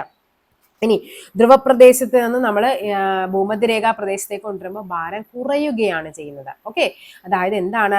നമുക്കറിയാം ഭൂമിയുടെ ഇങ്ങനെ വരുന്ന ഭൂമിയുടെ എന്താണ് ഇത്? ഇവിടുത്തെ ജിയുടെ വാല്യൂ എന്ന് പറയുന്നത് 9.83 ആണ്. ഈ ഭൂമധ്യരേഖയിലേക്ക് വരുമ്പോഴേക്കും ജിയുടെ വാല്യൂ എന്ന് പറയുന്നത് 9.78 ആണ്. അപ്പൊ ഇത് കൂടുതലല്ലേ ഈ വാല്യൂ? ഈ വാല്യൂവിനെ അടിസ്ഥാനപ്പെടുത്തിയാണ് നമ്മൾ ഭാരം പറയുന്നത്. എങ്കിൽ ചോദിക്കാറുണ്ട് ഭൂകേന്ദ്രത്തിൽ ഒരു വസ്തുവിന്റെ ഭാരം എത്രയായിരിക്കും? അത് 0 ആയിരിക്കും. ഓക്കെ, അവിടെ എന്താണ്? ഇവിടെ ഗുരുത്വാകർഷണ ബലം വരുന്നില്ല. അപ്പോൾ അവിടുത്തെ ഭാരം എന്ന് പറയുന്നത് 0 ആയിരിക്കും. അപ്പൊ ഇവിടെ വേണ്ടത് എന്താണ്? ഇവിടെ നിന്ന് നമ്മൾ ഇങ്ങനെ ഇങ്ങോട്ടേക്കാണ് കൊണ്ടുവരുന്നത്. ഭൂമധ്യരേഖാ പ്രദേശത്തേക്ക് കൊണ്ടുവരുന്ന അനുസരിച്ച് എന്ത് സംഭവിക്കും? ഭാരം കുറയുകയാണ്. ഓപ്ഷൻ ബി ആണ് ആൻസർ. ഡി അല്ല. ഭാരം കൂടുന്നു അല്ല, കുറയുന്നു. ഓക്കെ, ഇനി പ്രസ്താവന പരിശോധിക്കാം. ചലിക്കുന്ന യന്ത്രഭാഗങ്ങളുടെ സമ്പർക്കത്തിൽ വരുന്ന പ്രതലങ്ങൾക്കിടയിൽ ഘർഷണം കുറയ്ക്കുന്നതിന് വേണ്ടി നമ്മൾ എന്താണ്? ബെയറിങ്ങുകൾ ഉപയോഗിക്കുന്നു. ശരിയായ പ്രസ്താവനയാണ്. ഉരുളൽ ഘർഷണം നിരങ്ങൽ ഘർഷണത്തേക്കാൾ കുറവാണ്. അതും ശരിയാണ് അല്ലെ? നമ്മൾ നേരത്തെ പറഞ്ഞതാണ്. എസും ആറും ശരിയാണ്. ഓക്കെ, അപ്പൊ ഇത് രണ്ടും നമുക്ക് ആൻസർ ആയിട്ട് വരാം. ഇത് രണ്ടും അല്ല. എസിനുള്ള ശരിയായ വിശദീകരണമാണ് 6. എസിനുള്ള ശരിയായ വിശദീകരണമല്ല 6. അപ്പൊ എന്താണ്? നോക്കിക്കേ, നമുക്കറിയാം ഈ ബെയറിങ്ങുകൾ എന്ന് പറയുന്നത് ശരിക്കും എന്താണ്? അവിടെ ഉരുളൽ ഘർഷണം വരുത്താൻ വേണ്ടിയിട്ടാണ്. അപ്പൊ അതിന് ശരിയായ വിശദീകരണമാണ്. അപ്പൊ 56A ആണ് ആൻസർ ആയിട്ട് വരേണ്ടത്. മനുഷ്യനെ ബഹിരാകാശത്ത് എത്തിക്കാനുള്ള ഇന്ത്യയുടെ ദൗത്യമാണ് എന്ത്? ബഹിരാകാശ ദൗത്യമാണ് എന്ത്? ഗഗൻയാൻ. ഇന്ത്യയുടെ ഭൗമ നിരീക്ഷണ ഉപഗ്രഹമായ EOS-3 വിക്ഷേപിക്കാൻ ഉപയോഗിച്ച വിക്ഷേപണ വാഹനമാണ് GSLV F10 എന്ന് പറയുന്നത്.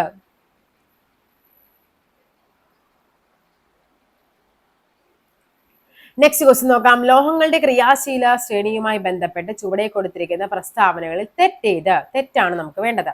ക്രിയാശീലത ശ്രേണിയിൽ മുകളിൽ നിന്ന് താഴേക്ക് വരുന്തോറും ലോഹങ്ങളുടെ ക്രിയാശീലം കൂടിക്കൂടി വരുന്നു. അത് തിരിച്ചാണ്.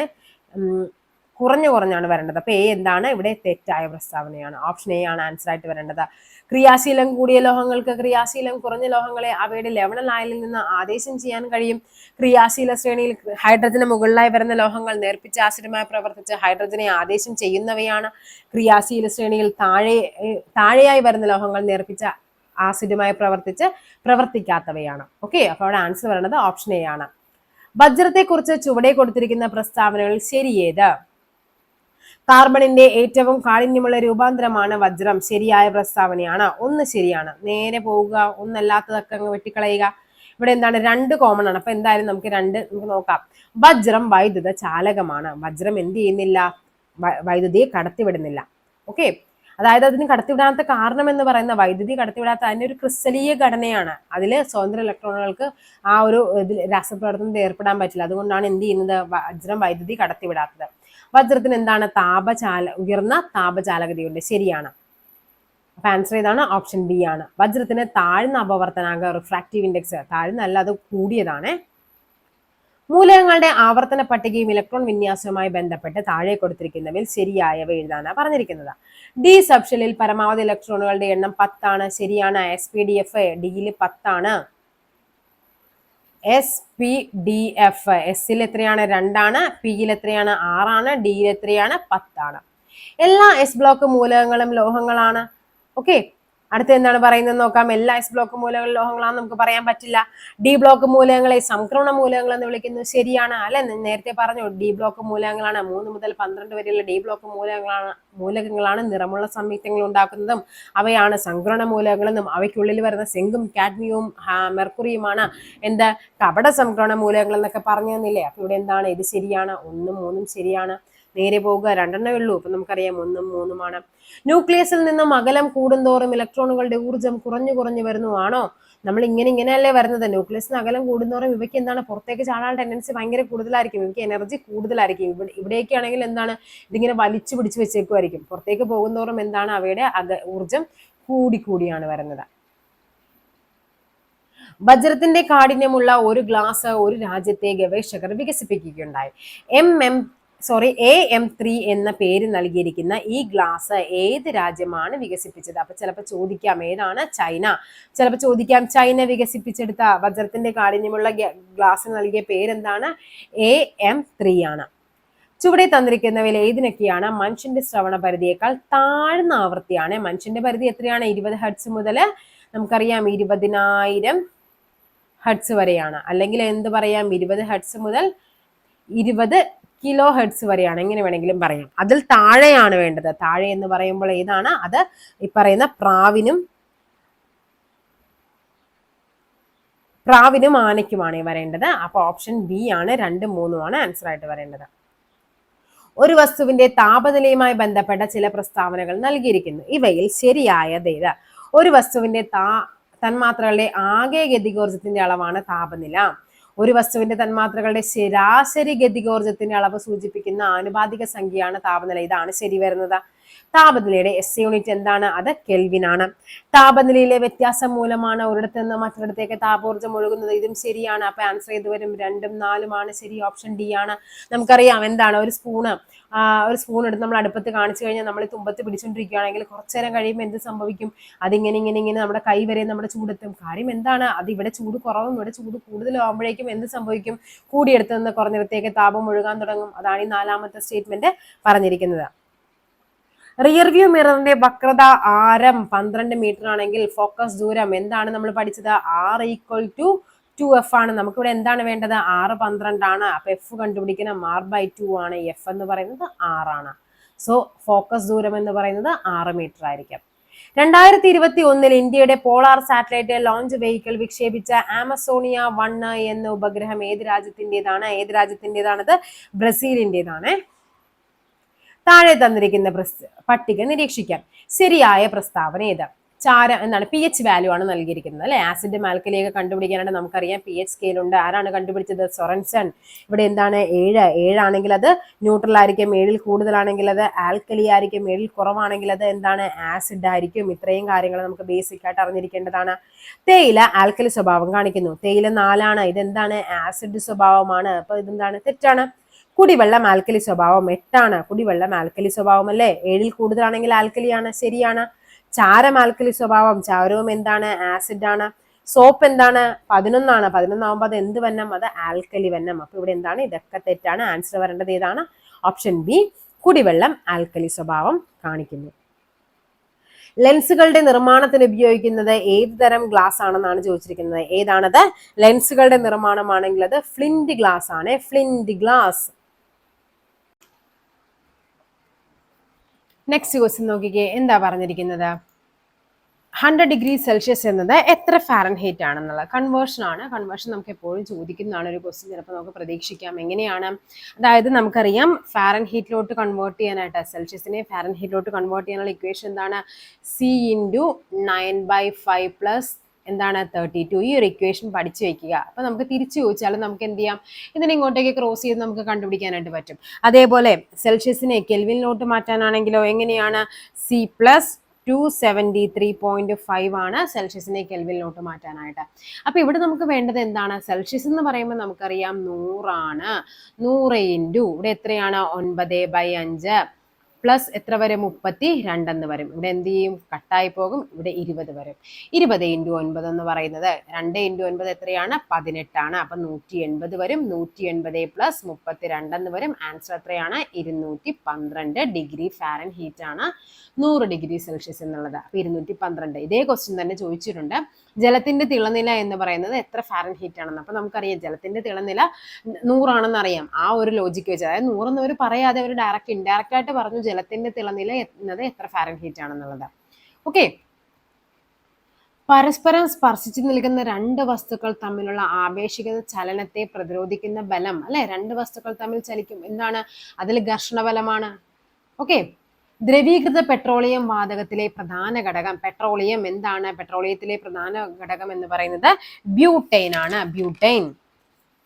ഏത് പദാർത്ഥം ഉപയോഗിച്ചാണ് ജോസഫ് പ്രീസ്ലി ആദ്യമായി ഓക്സിജൻ നിർമ്മിച്ചത്? Mercuric oxide. കണ്ടോ? നേരത്തെ ചോദിച്ച അതേ ക്വസ്റ്റ്യൻ തന്നെ 2-3 ക്വസ്റ്റ്യൻ പേപ്പർ കഴിഞ്ഞപ്പോൾ വീണ്ടും അവർ റിപ്പീറ്റ് ചെയ്ത് ചോദിച്ചിട്ടുണ്ട്. യൂറോപ്യൻ ബഹിരാകാശ ഏജൻസി ശുക്രനെ കുറിച്ച് പഠിക്കാനായി ആരംഭിക്കുന്ന മിഷനാണ് എന്താ? ശുക്രനാണ്. ശുക്രനെ പറ്റി യൂറോപ്യൻ ബഹിരാകാശ ഏജൻസിയാണ് എൻ വിഷൻ. ഇത് ശരിക്കും ഇങ്ങനെയാണ്, എൻ വിഷൻ. ഇതാണ് കറക്റ്റ് പേര്, എൻ വിഷൻ എന്നുള്ളത്. ഓക്കെ. ഭൂമിയുടെ ധ്രുവപ്രദേശത്ത് വെച്ച് മാസും ഭാരവും നിർണയിച്ച ഒരു വസ്തുവിനെ ഭൂമധ്യരേഖയ്ക്കടുത്തേക്ക് വച്ചിരിക്കുന്നു. ഇതുമായി ബന്ധപ്പെട്ട പ്രസ്താവനകൾ. അപ്പൊ നമ്മൾ പറഞ്ഞു പിണ്ഡം, അതായത് മാസ് ഒരിക്കലും എന്ത് സംഭവിക്കില്ല? മാറ്റം സംഭവിക്കുന്നില്ല. അപ്പൊ മാസ് മാറുന്നില്ല. സെയിം ക്വസ്റ്റ്യൻ തന്നെയാണ്, നമ്മൾ നേരത്തെ പറഞ്ഞ സെയിം ക്വസ്റ്റ്യൻ തന്നെ. അവരവിടെ പിണ്ഡം എന്ന് പറഞ്ഞു, ഇവിടെ ഒരു മാസ് എന്ന് പറഞ്ഞു. അപ്പൊ എന്താണ്? ഇനി മാസ് മാറുന്നില്ല.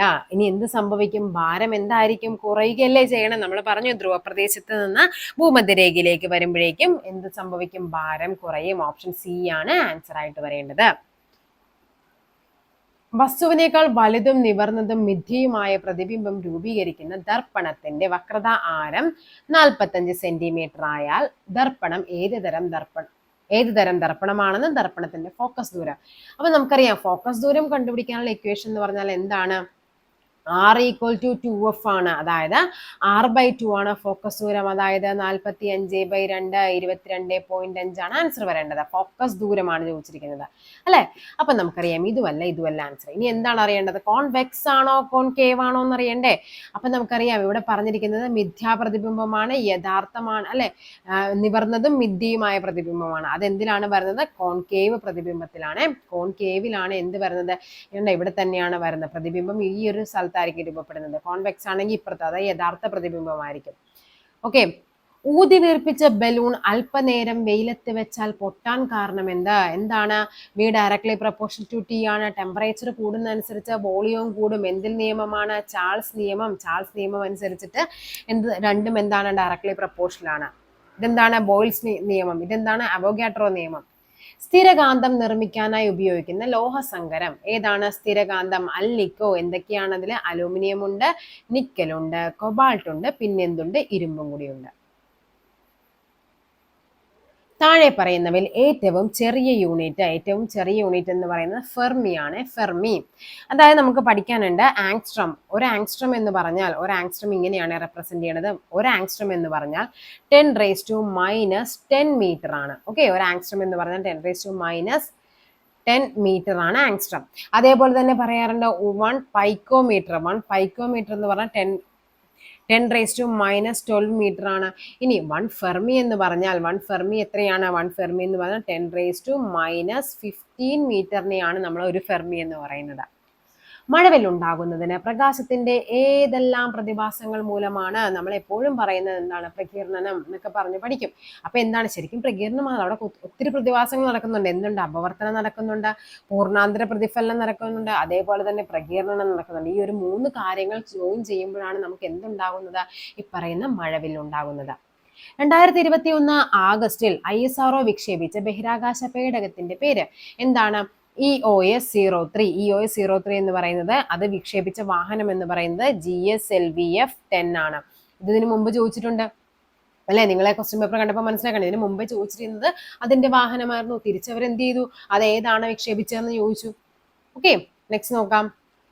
ഒരു ലായനിലേക്ക് ആസിഡ് ചേർക്കുമ്പോൾ pH മൂല്യം എന്ത് സംഭവിക്കുന്നു? നമുക്കറിയാം എന്താണ് ഇത്? 7 ന്യൂട്രൽ ആണ്. 7ൽ കൂടുതലാണെങ്കിൽ അത് ആൽക്കലിയും 7ൽ കുറവാണെങ്കിൽ അത് ആസിഡുമാണ്. അപ്പൊ ആസിഡ് ചേർക്കുന്ന അനുസരിച്ച് pH മൂല്യം എന്ത് സംഭവിക്കും? അത് കുറഞ്ഞോട്ട് വരും. അപ്പൊ എന്താണ്? ഓപ്ഷൻ ബി കുറയുകയാണ്. രാസവസ്തുക്കളുടെ രാജാവ് എന്ന പേരിൽ അറിയപ്പെടുന്ന ഏതാണ്? രാസവസ്തുക്കളുടെ രാജാവാണ് സൾഫ്യൂരിക് ആസിഡ്. സൾഫ്യൂരിക് ആസിഡിനെയാണ് രാസവസ്തുക്കളുടെ രാജാവ് എന്നറിയപ്പെടുന്നത്.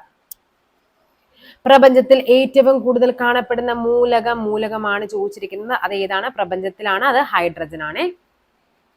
പദാർത്ഥത്തിൽ അടങ്ങിയിരിക്കുന്ന ഊർജം ഏതാണ്? പദാർത്ഥങ്ങളിൽ അടങ്ങിയിരിക്കുന്ന ഊർജം എപ്പോഴും എന്താണ്? രാസോർജമാണ്.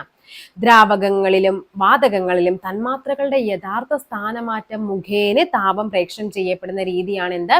സംവഹനം. വികിരണത്തിന് എന്താണ്? മാധ്യമം ആവശ്യമില്ല. നമ്മൾ സൂര്യപ്രകാശമൊക്കെ നമ്മുടെ ഭൂമിയിലേക്ക് വരുന്ന വികിരണം വഴിയാണ്. ചാലനം എന്ന് പറയുന്നത് ഖരവസ്തുക്കളിലാണ്. അതായത് ഈ ഇവിടെ കുറെ തന്മാത്രകൾ അടിക്കടിക്ക് വെച്ചേക്കുമല്ലേ? അപ്പൊ ഇവൻ ചൂടായി കഴിയുമ്പോൾ എന്ത് ചെയ്യും? ആ ചൂട് ഇവന് കൊടുക്കും. അല്ലാണ്ട് ഇവര് മൂവ് ചെയ്യുന്നില്ല. ഓൾറെഡി എന്ത് ചെയ്യുന്നുണ്ട്? ഇവന്റെ ചൂട് ഇവന് കൊടുക്കുന്നേ ഉള്ളൂ. പക്ഷെ ദ്രാവകത്തിലും ഇതിലും അങ്ങനെയല്ല. അത് ഇങ്ങനെ റൊട്ടേറ്റ് ചെയ്യും. നമുക്കറിയാം ഈ വെള്ളമൊക്കെ തിളക്കുമ്പോൾ നമുക്കറിയാം താഴത്തുനിന്ന് ചൂടായത് ഇങ്ങനെ മേളിലേക്ക് വരും. ഇത് ഇങ്ങനെ റൊട്ടേറ്റ് ചെയ്തുകൊണ്ടിരിക്കും. അതായത് സ്ഥാനമാറ്റമാണ് സംഭവിക്കുന്നത്. ഓക്കെ, ആപ്പിളിൽ അടങ്ങിയിരിക്കുന്ന ആസിഡ് ആണ് എന്ത്? Malic acid. പുളിയാണെങ്കിലോ ടാർട്ടാറിക് ആസിഡ് ആണ്. പാചകവാതകമായ LPGയുടെ പ്രധാന ഘടകം ഏത്? LPG എന്ന് പറയുമ്പോൾ എന്താണ്? LPGയുടെ പ്രധാന ഘടകം വരുന്നത് ബ്യൂട്ടൈൻ ആണ്. ബ്യൂട്ടൈൻ ഞാനിപ്പോൾ കഴിഞ്ഞ ക്ലാസ്സിൽ നമ്മുടെ രസതന്ത്ര നിത്യജീവിതത്തിൽ എന്ന് പറയുന്ന ടോപ്പിക് എടുത്തപ്പോൾ പറഞ്ഞിരുന്നു. LPG നമ്മൾ എന്തിനാണ് വീടുകളിൽ ഗ്യാസ് ഉപയോഗിച്ച് തുടങ്ങിയത്? അല്ലെ, വീടിന്റെ ബ്യൂട്ടി കൂട്ടാനാണ്, അടുക്കളയുടെയൊക്കെ ബ്യൂട്ടി കൂട്ടാനാണ്. പണ്ട് വിറകടുപ്പും കാര്യങ്ങളൊക്കെ ആയിട്ട് പുകയൊക്കെ പിടിച്ച അടുക്കളയെ എന്താക്കി? ബ്യൂട്ടി ആക്കിയത് എന്ത് വന്നപ്പോഴാണ്? LPG വന്നപ്പോഴാണ്. അപ്പൊ ബ്യൂട്ടൈൻ എന്താണ്? LPG. ഇനി മീതെയിൻ എന്ന് പറയുന്ന നമ്മുടെ ഗോബർ ഗ്യാസ് ഇല്ലേ? മറ്റേ ഗോബർ ഗ്യാസ്, അതേപോലെ തന്നെ മാർഷ് ഗ്യാസ് എന്നൊക്കെ അറിയപ്പെടുന്ന ഈ പറയുന്ന മീതെയിൻ ആണ്. മീതെയിൻ അതായത് എന്താണ്? നമ്മൾ നമ്മൾ എന്ത് ചെയ്യുന്നുണ്ട്? ഗോബർ ഗ്യാസ്, ചാണകം ഇങ്ങനെ മീതെ ഇട്ട് കൊടുക്കുന്നുണ്ട്. അങ്ങനെയാണ് നമ്മൾ എന്തുണ്ടാക്കുന്നത്? ഗോബർ ഗ്യാസ് ഉണ്ടാക്കുന്നത്. അതേപോലെ LNG liquefied natural gas, CNG ഇതിലൊക്കെ എന്താണ്? മീതെയിൻ ആണ്. അന്താരാഷ്ട്ര പീരിയോഡിക് ടേബിൾ വർഷമായി UN ആചരിച്ച വർഷമാണ് 2019 അന്താരാഷ്ട്ര പീരിയോഡിക്കൽ ടേബിൾ വർഷമായത്. ചുവടെ കൊടുത്തിരിക്കുന്നവയിൽ നിന്നും അന്തരീക്ഷത്തിൽ താപം പ്രസരിക്കുന്ന വിവിധ രീതികൾ. നമ്മളിപ്പോൾ നേരത്തെ പറഞ്ഞു ചാലനം എന്താണ്? അടുപ്പിച്ച് കൊടുക്കുന്ന അല്ലെ ഖരപദാർത്ഥങ്ങളിൽ. സംവഹനം എന്താണ്? നമ്മുടെ ദ്രാവകങ്ങളിലും വാതകങ്ങളിലും ഒക്കെ. അഭിവഹനം എന്ന് പറഞ്ഞാൽ വായുവിന്റെ തിരശ്ചീനമായിട്ടുള്ള, അതായത് ഇവിടുത്തെ ചൂടായിട്ട് എന്ത് ചെയ്യുന്നുണ്ട്? തിരശ്ചീന തലത്തിൽ എന്ത് ചെയ്യുന്നുണ്ട്? വായുവിനെ ആ ചൂട് കൈമാറ്റം ചെയ്യുന്നതിനാണ് അഭിവഹനം എന്ന് പറയുന്നത്. ബാഷ്പീകരണം നമുക്കറിയാം, അത് എന്താണ്? വെള്ളം നീരാവിയായി പോകുന്നത്. അപ്പൊ ഇവിടെ എന്താണ്? താപം പ്രസരിക്കുന്നത് ചോദിക്കുമ്പോൾ 1, 2, 3 ആൻസർ വരേണ്ടത്. ദ്വിതീയ മഴവില്ലിൽ വയലറ്റിന്റെ നിറത്തിന്റെ വ്യതിയാന കോൺ എത്ര? വയലറ്റിന്റെ ദ്വിതീയ മഴവില്ലാണ് ചോദിച്ചിരിക്കുന്നത്. അത് എത്രയാണ് വരേണ്ടത്? 54.2 ദ്വിതീയ മഴവില്ല്. നമ്മുടെ നിങ്ങൾ പ്ലേലിസ്റ്റ് ചെക്ക് ചെയ്ത് കഴിഞ്ഞാൽ നിങ്ങളുടെ ഫിസിക്സിന്റെ കംപ്ലീറ്റ് ടോപ്പിക്കും മോക്ക് ടെസ്റ്റ് ആയിട്ട് ചെയ്തിട്ടുണ്ട്. താല്പര്യമുള്ളവർ ടോപ്പിക് വൈസ് നമുക്ക് അതിൽ കിടപ്പുണ്ട്. അതിൽ ഞാൻ ഈ ദ്വിതീയ മഴവിൽ എന്താണെന്നൊക്കെ വ്യക്തമായിട്ട് എക്സ്പ്ലെയിൻ ചെയ്യുന്നുണ്ട്. ജസ്റ്റ് ഒന്ന് കയറി, അതായത് പ്രകാശം എന്നൊരു ടോപ്പിക്കിൽ 3 or 4 ക്ലാസ് ഉണ്ട്. അതിൽ കയറി കണ്ടു നോക്കി കഴിഞ്ഞാൽ പ്രകാശം എന്ന ടോപ്പിക്ക് നിങ്ങൾക്ക് അത്യാവശ്യം സെറ്റാകും. ഓക്കെ, അപ്പൊ ദ്വിതീയ മഴവില്ല് 54.2 അതായത് നമുക്ക് എന്താണ് പ്രാഥമിക മഴവില്ല്, നമ്മുടെ മഴവില്ല് എന്ന് പറയുമ്പോൾ നമുക്കറിയാം ഏറ്റവും പുറമേയുള്ള നിറം ചുവപ്പാണ്. പക്ഷെ ദ്വിതീയ മഴവില്ലാണെങ്കിൽ ഏറ്റവും പുറമേയുള്ള നിറം എന്ന് പറയുന്നത് വയലറ്റ് ആണ്. വായു മൂലമുണ്ടാകുന്ന ഘർഷണം എങ്ങനെ കുറക്കാം? അതിനെ പറയുന്ന പേരാണ് സ്ട്രീം ലൈനിങ്. ഇതാണ് ധാരാരഹിതമാക്കൽ, അങ്ങനെ എന്താണ് അതിന്റെ മലയാളം വേർഡ്, അങ്ങനെയും ചോദിക്കാറുണ്ട്. സ്ട്രീം ലൈനിങ് അതായത് നമുക്കറിയാം ഇപ്പൊ എന്താണ് എയറോപ്ലെയിനിന്റെ ഒക്കെ ഫ്രണ്ട് വശം ഇങ്ങനെ കൂർത്തിരിക്കാൻ കാരണം എന്താണ്? ഇവിടെയുള്ള വായുവിനെ അത് എന്ത് ചെയ്യുന്നുണ്ട്? ഇങ്ങനെ കുത്തി അത് നീക്കി അങ്ങ് പോകുന്നുണ്ട്. അതുകൊണ്ടാണ് ഈ പക്ഷികളൊക്കെ പറക്കുമ്പോൾ നിങ്ങൾ ശ്രദ്ധിച്ചിട്ടില്ലേ, ഇങ്ങനെ ആയിരിക്കും പക്ഷികൾ പറക്കുന്നത്. അതെന്ന് പറയുന്ന ആ ഒരു പ്രോസസ്സ് എന്ന് പറയുന്നത് എന്താണ്? ആ വായു മൂലം ഉണ്ടാകുന്ന ഒരു ഘർഷണബലത്തെ കുറയ്ക്കാൻ വേണ്ടിയിട്ടാണ് അവർ ഇങ്ങനെ സഞ്ചരിക്കുന്നത്. ഓക്കെ, നെക്സ്റ്റ് നോക്കാം. സൂര്യന്റെ അന്തരീക്ഷമായ കൊറോണയിൽ അനുഭവപ്പെടുന്ന കഠിനമായ ചൂടിനെ കുറിച്ചും മറ്റ് സൗരപ്രതിഭാസങ്ങളെ കുറിച്ചും പഠിക്കാനായി ഇന്ത്യ വിക്ഷേപിക്കാൻ ഒരുങ്ങുന്ന വാഹനമാണിത്, ആദിത്യ L1. ഒരേ സമയം വൈദ്യുത ചാലകമായും വൈദ്യുത രോധിയായും അവതരിക്കാൻ കഴിയുന്ന ദ്രവ്യരൂപം. ഒരേ സമയം എന്താണ്? വൈദ്യുത ചാലകമായിട്ടും അതേപോലെ തന്നെ വൈദ്യുത രോധിയുമായിട്ടാണെങ്കിൽ ജാൻ, ടെല്ലർ, മാറ്റർ ആണ്. താഴെ കൊടുത്തിരിക്കുന്നതിൽ ആദ്യത്തെ കൃത്രിമ മൂലകമാണ് ഇത്? ടെക്നീഷ്യമാണ് ആദ്യത്തെ കൃത്രിമ മൂലകം. നൈട്രജൻ വാതകത്തിന്റെ ക്രിട്ടിക്കൽ താപനില നൈട്രജൻ വാതകത്തിന്റെ ക്രിട്ടിക്കൽ താപനില എന്ന് പറയുന്നത് 126.4 കെൽവിൻ ആണ്. പഠിച്ചു വെച്ചേക്കുക, റയറായിട്ട് ചോദിക്കുന്ന ക്വസ്റ്റ്യൻ ആണ്, പഠിച്ചു വെച്ചേക്കുക. ഒരു ബസ്സിൽ റിയർ വ്യൂ മിറർ ആയി ഉപയോഗിച്ചിരിക്കുന്ന കോൺവെക്സ് ദർപ്പണത്തിന്റെ ഫോക്കസ് ദൂരം 0.5 മീറ്റർ ആണ്. വക്രതാരം എങ്ങനെയാണ് കണ്ടുപിടിക്കേണ്ടത്? R=2f എന്നുള്ളതല്ല ഇക്വേഷൻ. അപ്പൊ ഇവിടെ എന്ത് വരും? 2 × 0.5 അതായത് 1 മീറ്റർ ആണ് അതിന്റെ വക്രത ആരം എന്ന് പറയുന്നത്. ധ്രുവപ്രദേശത്ത് നിന്ന് ഭൂമധ്യരേഖ പ്രദേശത്തേക്ക് പോകും തോറും ഭൂഗുരുത്വത്തിന്റെ ജിയുടെ വാല്യൂ എന്താണ് ചെയ്യുന്നത്? നമുക്കറിയാം ധ്രുവപ്രദേശത്ത് 9.83യും ഭൂമധ്യരേഖ പ്രദേശത്ത് 9.78ഉമാണ്. അപ്പൊ ഇത് എന്ത് ചെയ്യുന്നുണ്ട്? ജിയുടെ വാല്യൂ കുറയുകയാണ് ചെയ്യുന്നത്. ഓക്കെ, ഒരു വസ്തുവിന്റെ സ്ഥാനാന്തരം സമയത്തിന്റെ വർഗത്തിന് ആനുപാതികമാണെങ്കിൽ ആ വസ്തുവിന്റെ ചലനം എന്ന് പറയുന്നത് എന്താണ്? സമത്വരണമാണ്. സമത്വരണം. ത്വരണം എന്ന് പറഞ്ഞാൽ എന്താണ്? പ്രവേഗമാറ്റത്തെ സമയം കൊണ്ട് ഹരിക്കുന്നതാണ്. അപ്പൊ ഇവിടെ എന്താണ്? സ്ഥാനാന്തരവും എന്താണ്? സമയത്തിന്റെ വർഗത്തിന് ആനുപാതികമാണെങ്കിൽ അതിന് എന്ത് പറയും? സമത്വരണത്തിലാണെന്ന് പറയും. അഷ്ടക നിയമം പാലിക്കാത്ത 0 ഗ്രൂപ്പ് മൂലകമാണ് എന്തെന്ന് പറയുന്നത്? ഹീലിയം അഷ്ടക നിയമം. അതായത് എന്താണ്? അതിന്റെ ഏറ്റവും ഔട്ടർമോസ്റ്റ് ഷെല്ലിൽ 8 ഇലക്ട്രോൺസ്, അതിനെയാണ് നമ്മൾ അഷ്ടക നിയമം എന്ന് പറയുന്നത്. അപ്പൊ അതേപോലെ നിങ്ങൾ ജസ്റ്റ് ഒന്ന് ഓർത്ത് വെക്കുക, അഷ്ടക നിയമം law of octaves ആരുടേതായിരുന്നു?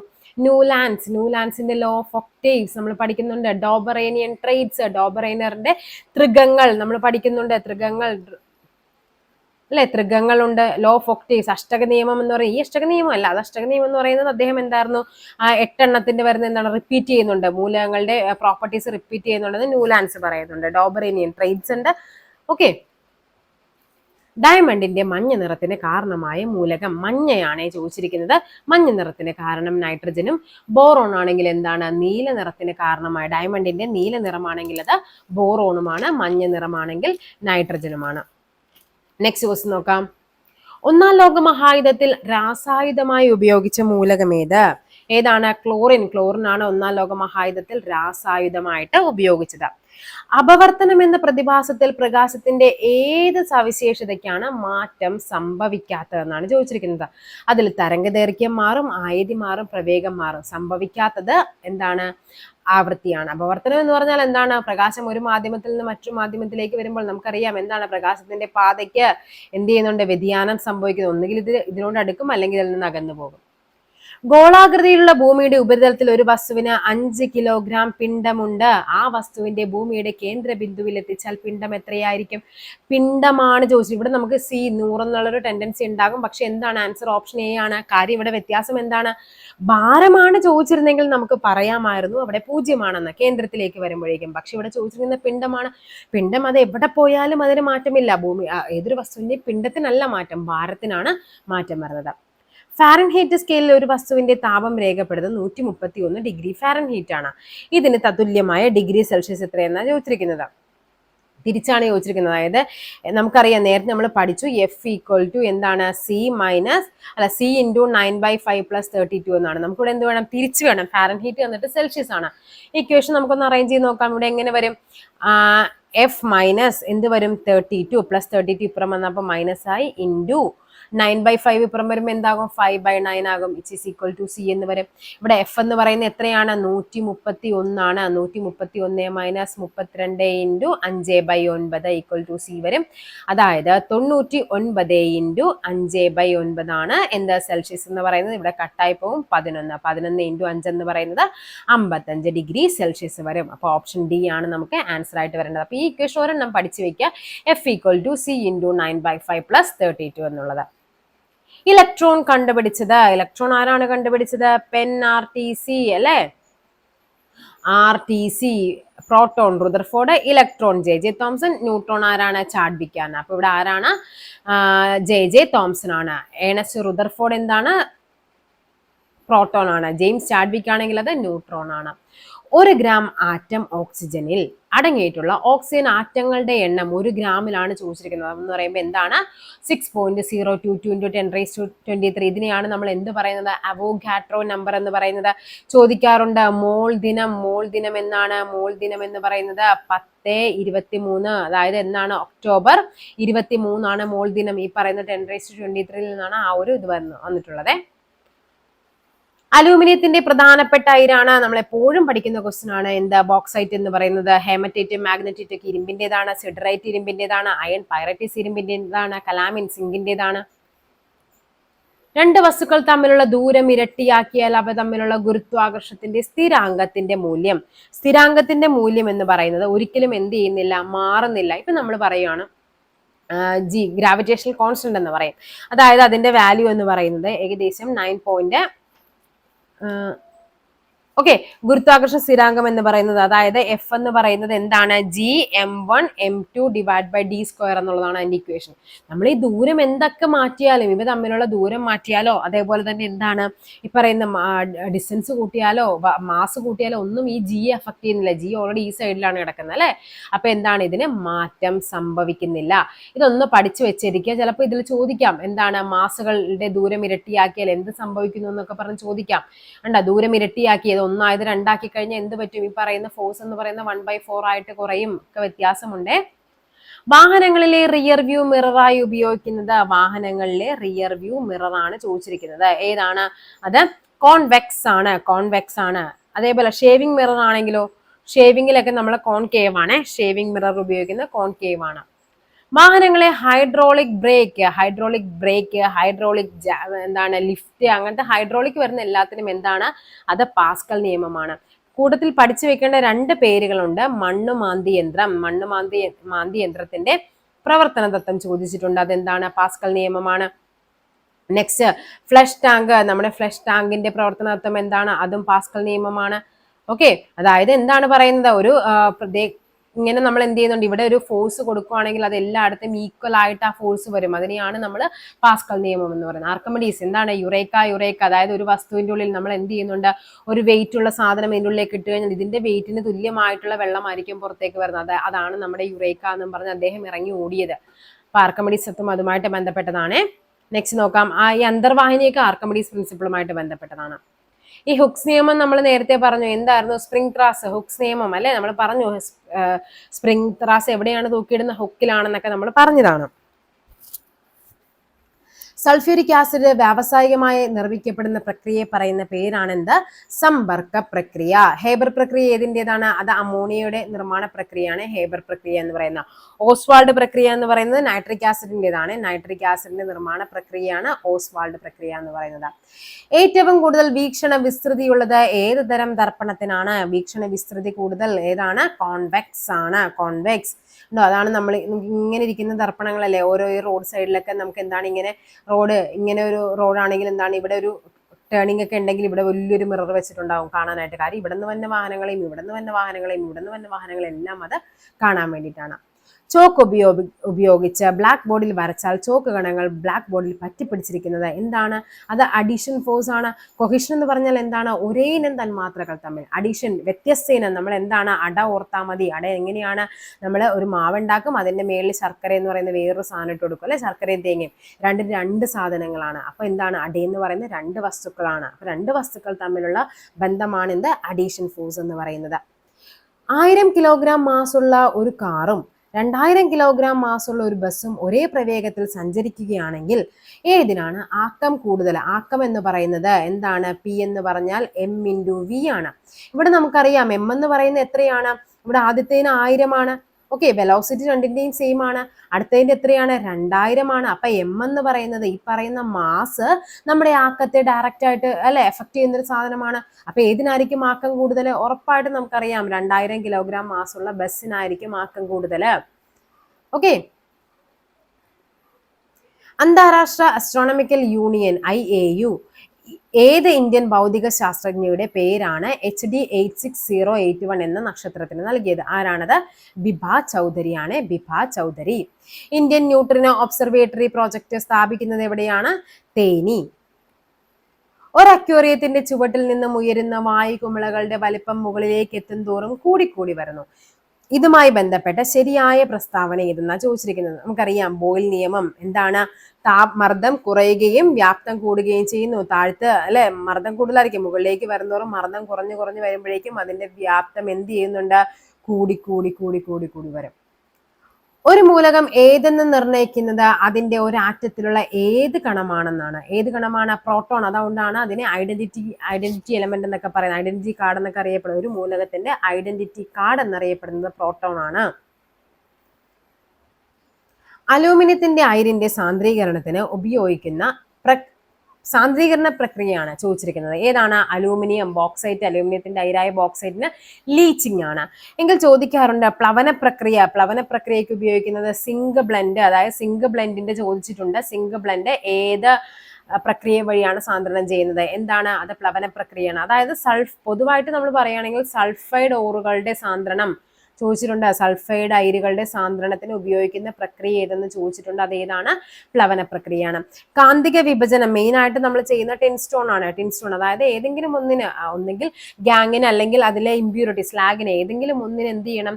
Magnetic property ഉണ്ടെങ്കിൽ നമുക്ക് എന്ത് ചെയ്യാൻ പറ്റും? കാന്തിക വിഭജനം വഴി അതിനെ വേർതിരിച്ചെടുക്കാൻ പറ്റും. ജലപ്രവാഹത്തിൽ കഴുകൽ അത് മെയിൻ ആയിട്ട് എന്തിന്റെയാണ്? ഓക്സൈഡ് ഓറുകളാണ്. ഓക്സൈഡ് ഓറുകളാണെങ്കിൽ എന്ത് വരും? ജലപ്രവാഹത്തിൽ കഴുകിയെടുക്കുകയാണ് ചെയ്യുന്നത്. ശാന്തി സ്വരൂപ് ഭട്നഗർ അവാർഡ് നൽകുന്നത് ഏത് മേഖലയിലാണ്? ഏത് മേഖലയാണ്? ശാസ്ത്രം. താഴെ കൊടുത്തിരിക്കുന്നതിൽ ഏതാണ് ഏകാറ്റോമികം? ഏകാറ്റോമികം എന്ന് പറഞ്ഞാൽ അത് ഒറ്റ ആറ്റോം ആയിട്ട് നമുക്ക് നിലനിൽക്കാൻ പറ്റണം. ക്ലോറിൻ നമ്മൾ എഴുതുന്നത് Cl2 എന്നാണ്. അതേപോലെ ഫ്ലൂറിനും അതേപോലെ ഇതെന്താണ്? H2O. ഇതെല്ലാം എന്താണ്? ഈ പറയുന്ന ഏതാണ്? ഏകാറ്റോമികം. നമുക്ക് ചോദിച്ചത് ഏകാറ്റോമികം. അത് വരുന്നത് ഹീലിയം മാത്രമാണ് ഏകാറ്റോമികമായിട്ട് നിലനിൽക്കുന്നത്. ഫ്ലൂറിന് എങ്ങനെയാണ്? F2 ആണ്. ഫ്ലൂറിന് F2 ഉണ്ട്. ഓക്കെ, ഇരുമ്പിന്റെ അയിരുകൾ ഏതെല്ലാം? ബോക്സൈറ്റ് നമുക്കറിയാം. ബോക്സൈറ്റ് അലൂമിനിയത്തിൻ്റെതാണ്. ബോക്സൈറ്റ് ഉള്ളതൊക്കെ വെട്ടിക്കള. Magnetite calamine സിങ്കിൻ്റെതാണ്. അപ്പൊ എന്താണ്? ഹേമറ്റൈറ്റ്, മാഗ്നൈറ്റ്, സിഡറൈറ്റ്, അയൺ പൈററ്റൈസ് ഇതൊക്കെയാണ് എന്ത്? ഇരുമ്പിന്റെ അയിരുകളായിട്ട് വരുന്നത്. ഓക്കെ, നെക്സ്റ്റ് നോക്കാം. അസറ്റോബാക്ടർ ബാക്ടീരിയ അന്തരീക്ഷത്തിലെ ഏത് വാതകവുമായി പ്രവർത്തിച്ചാണ് എന്തുണ്ടാക്കുന്നത്? നൈട്രേറ്റ് ഉണ്ടാക്കുന്നതെന്നാണ് ചോദിച്ചിരിക്കുന്നത്. ഏത് വാതകമായിട്ടായിരിക്കും പ്രവർത്തിക്കുന്നത്? ഒബ്വിയസ്ലി നമുക്കറിയാം എന്താണ്? നൈട്രജൻ ആയിട്ട് പ്രവർത്തിക്കും. നൈട്രജൻ ഫിക്സിംഗ് ബാക്ടീരിയ ആണ് എന്താ? അസറ്റോബാക്ടർ. അതേപോലെ തന്നെ റൈസോബിയം എന്നൊക്കെ പറയുന്നത്. നേർപ്പിച്ച ഹൈഡ്രോക്ലോറിക് ആസിഡ് സിങ്ക് എന്ന മൂലകവുമായി പ്രവർത്തിച്ചാൽ ഉണ്ടാകുന്ന വാതകം ഏത്? ഏത് വാതകമാണ് ഉണ്ടാകുന്നത്? നമ്മൾ നേരത്തെ പറഞ്ഞു ആസിഡുകളും ലോഹങ്ങളുമായി പ്രവർത്തിക്കുമ്പോൾ ഉണ്ടാകുന്ന വാതകം ഹൈഡ്രജൻ ആയിരിക്കും. പാൽ കേടുകൂടാതെ സൂക്ഷിക്കാൻ ഉപയോഗിക്കുന്ന രീതിയെ പറയുന്ന പേരാണ് എന്താ? പാസ്ചറൈസേഷൻ. കഴിഞ്ഞ ക്വസ്റ്റിന്റെ ഒരു വ്യത്യാസമില്ലാതെ, ഓപ്ഷൻ പോലും വ്യത്യാസമില്ലാതാണ് വന്നിരിക്കുന്നത്. കോൺകേവ് ദർപ്പണത്തിൽ പ്രകാശരശ്മി പതിക്കുമ്പോൾ 30 ഡിഗ്രി പതനകോൺ ഉണ്ടാകുന്നുവെങ്കിൽ പതനകോണും പ്രതിപതന കോണും എന്തായിരിക്കും? തുല്യമായിരിക്കും. അപ്പൊ അതെന്തായിരിക്കും? 30 ഡിഗ്രി തന്നെയാണ്. നഗ്നനേത്രങ്ങൾ കൊണ്ട് കാണാൻ സാധിക്കാത്ത ഗ്രഹമാണിത് യുറാനസ്. പാരമ്പര്യ ഊർജ സ്രോതസ്. പാരമ്പര്യമായിട്ട് നമുക്ക് ലഭിക്കുന്ന ഏതാണ്? LPG അല്ലെ. ഇതൊക്കെ എന്താണ്? പാരമ്പര്യ ഇതര ഊർജ സ്രോതസ്സുകളാണ് ഈ പറയുന്ന നമ്മുടെ സൗരോർജവും കാറ്റിൽ നിന്നുള്ള ഊർജവും അതേപോലെ തിരമാലയൊക്കെ. തെർമോമീറ്റർ അളക്കുന്ന ഭൗതിക അളവ് അത് താപമല്ല, അതെന്താണ്? ഊഷ്മാവ് അളക്കുന്നതാണ് തെർമോമീറ്റർ. ദോലനത്തിന് ഉദാഹരണം. ദോലനം എന്ന് പറഞ്ഞാൽ എന്താണ്? മുന്നോട്ടും പിന്നോട്ടുമുള്ള ചലനത്തെയാണ് ദോലനം എന്ന് പറയുന്നത്. അപ്പൊ നമുക്കറിയാം ഊഞ്ഞാലല്ലേ അങ്ങനെ കറങ്ങുന്നത്. ദ്രുതഗതിയിലുള്ള ദോലനത്തെയാണ് നമ്മൾ എന്ത് പറയുന്നത്? കമ്പനം എന്ന് പറയുന്നത്. താഴെ കൊടുത്തിരിക്കുന്ന പ്രസ്താവനയിൽ തെറ്റായത് കണ്ടെത്താൻ. ഓക്കെ, ഒരാറ്റത്തിലെ നെഗറ്റീവ് ചാർജുള്ള കണമാണ് ഇലക്ട്രോണുകൾ. ശരിയാണ്. ഒരാറ്റത്തിലെ ന്യൂക്ലിയോണുകളുടെ എണ്ണമാണ് അതിന്റെ മാസ് നമ്പർ, അതും ശരിയാണ്. ഒരാറ്റത്തിന്റെ ന്യൂക്ലിയസ് കണ്ടെത്തിയത് റുദർഫോർഡ് ആണ്. ഓക്കെ, അവിടെയും എന്താണ്, അതും ശരിയായതാണ്. നമുക്ക് എന്താണ് വേണ്ടത്? തെറ്റല്ലേ വേണ്ടത്? തെറ്റ് കണ്ടുപിടിക്കാനല്ലേ പറഞ്ഞിരിക്കുന്നത്. ഒരേ ആറ്റോമിക നമ്പറും വ്യത്യസ്ത മാസ് നമ്പറും ഉള്ള ഒരേ മൂലകത്തിന്റെ വ്യത്യസ്ത ആറ്റങ്ങളാണ് എന്ത്? ഐസോബാർ അല്ലാതെ ഐസോടോപ്പാണ്. ഓക്കെ, ഐസോടോപ്പ്. സോ ആൻസർ പറയുന്നത് ഓപ്ഷൻ ഡി 4 മാത്രമാണ് ഇവിടെ തെറ്റായത്. സിങ്ക് ബ്ലെൻഡിന്റെ സാന്ദ്രണത്തിന് ഉപയോഗിക്കുന്ന മാർഗം. സിങ്ക് ബ്ലെൻഡ് ഞാൻ നേരത്തെ പറഞ്ഞു. സിങ്ക് ബ്ലെൻഡ് എന്താണ്? അത് പ്ലവന പ്രക്രിയയാണ്. ബോക്സൈറ്റ് ലീച്ചിങ് ആണ്. കാന്തിക വിഭജനം നമ്മൾ പറഞ്ഞു ടെൻസ്റ്റോൺ ആണ്. ജലപ്രവാഹത്തിൽ കഴുകൽ ഓക്സൈഡ് ഓറുകളാണ്. കാൽസ്യത്തിന്റെ ബാഹ്യതമ ഷെല്ലിന്റെ നമ്പർ എത്ര? കാൽസ്യം 20 ആണ്. അപ്പൊ എങ്ങനെയാണ്? 2, 8, 8, 2 ഇങ്ങനെയാണ് നമ്മൾ ഫില്ല് ചെയ്യുന്നത്. ഓക്കെ, അപ്പൊ ഇവിടെ എങ്ങനെ വരും? 1, 2, 3, 4. 4 ബാഹ്യതമ ഷെല്ലിന്റെ നമ്പർ എന്ന് പറയുന്നത് 4-മത്തെയാണ്. ഡ്യൂട്ടീരിയത്തിലെ ന്യൂട്രോണുകളുടെ എണ്ണം എന്താണ് നമ്മൾ പറഞ്ഞത്? Protium, deuterium, tritium. ഇവിടെ ന്യൂട്രോണുകളുടെ എണ്ണം 0, 1, 2. അപ്പൊ എന്താണ്? ഡ്യൂട്ടീരിയത്തിലാണ് ചോദിച്ചിരിക്കുന്നത് അല്ലെ?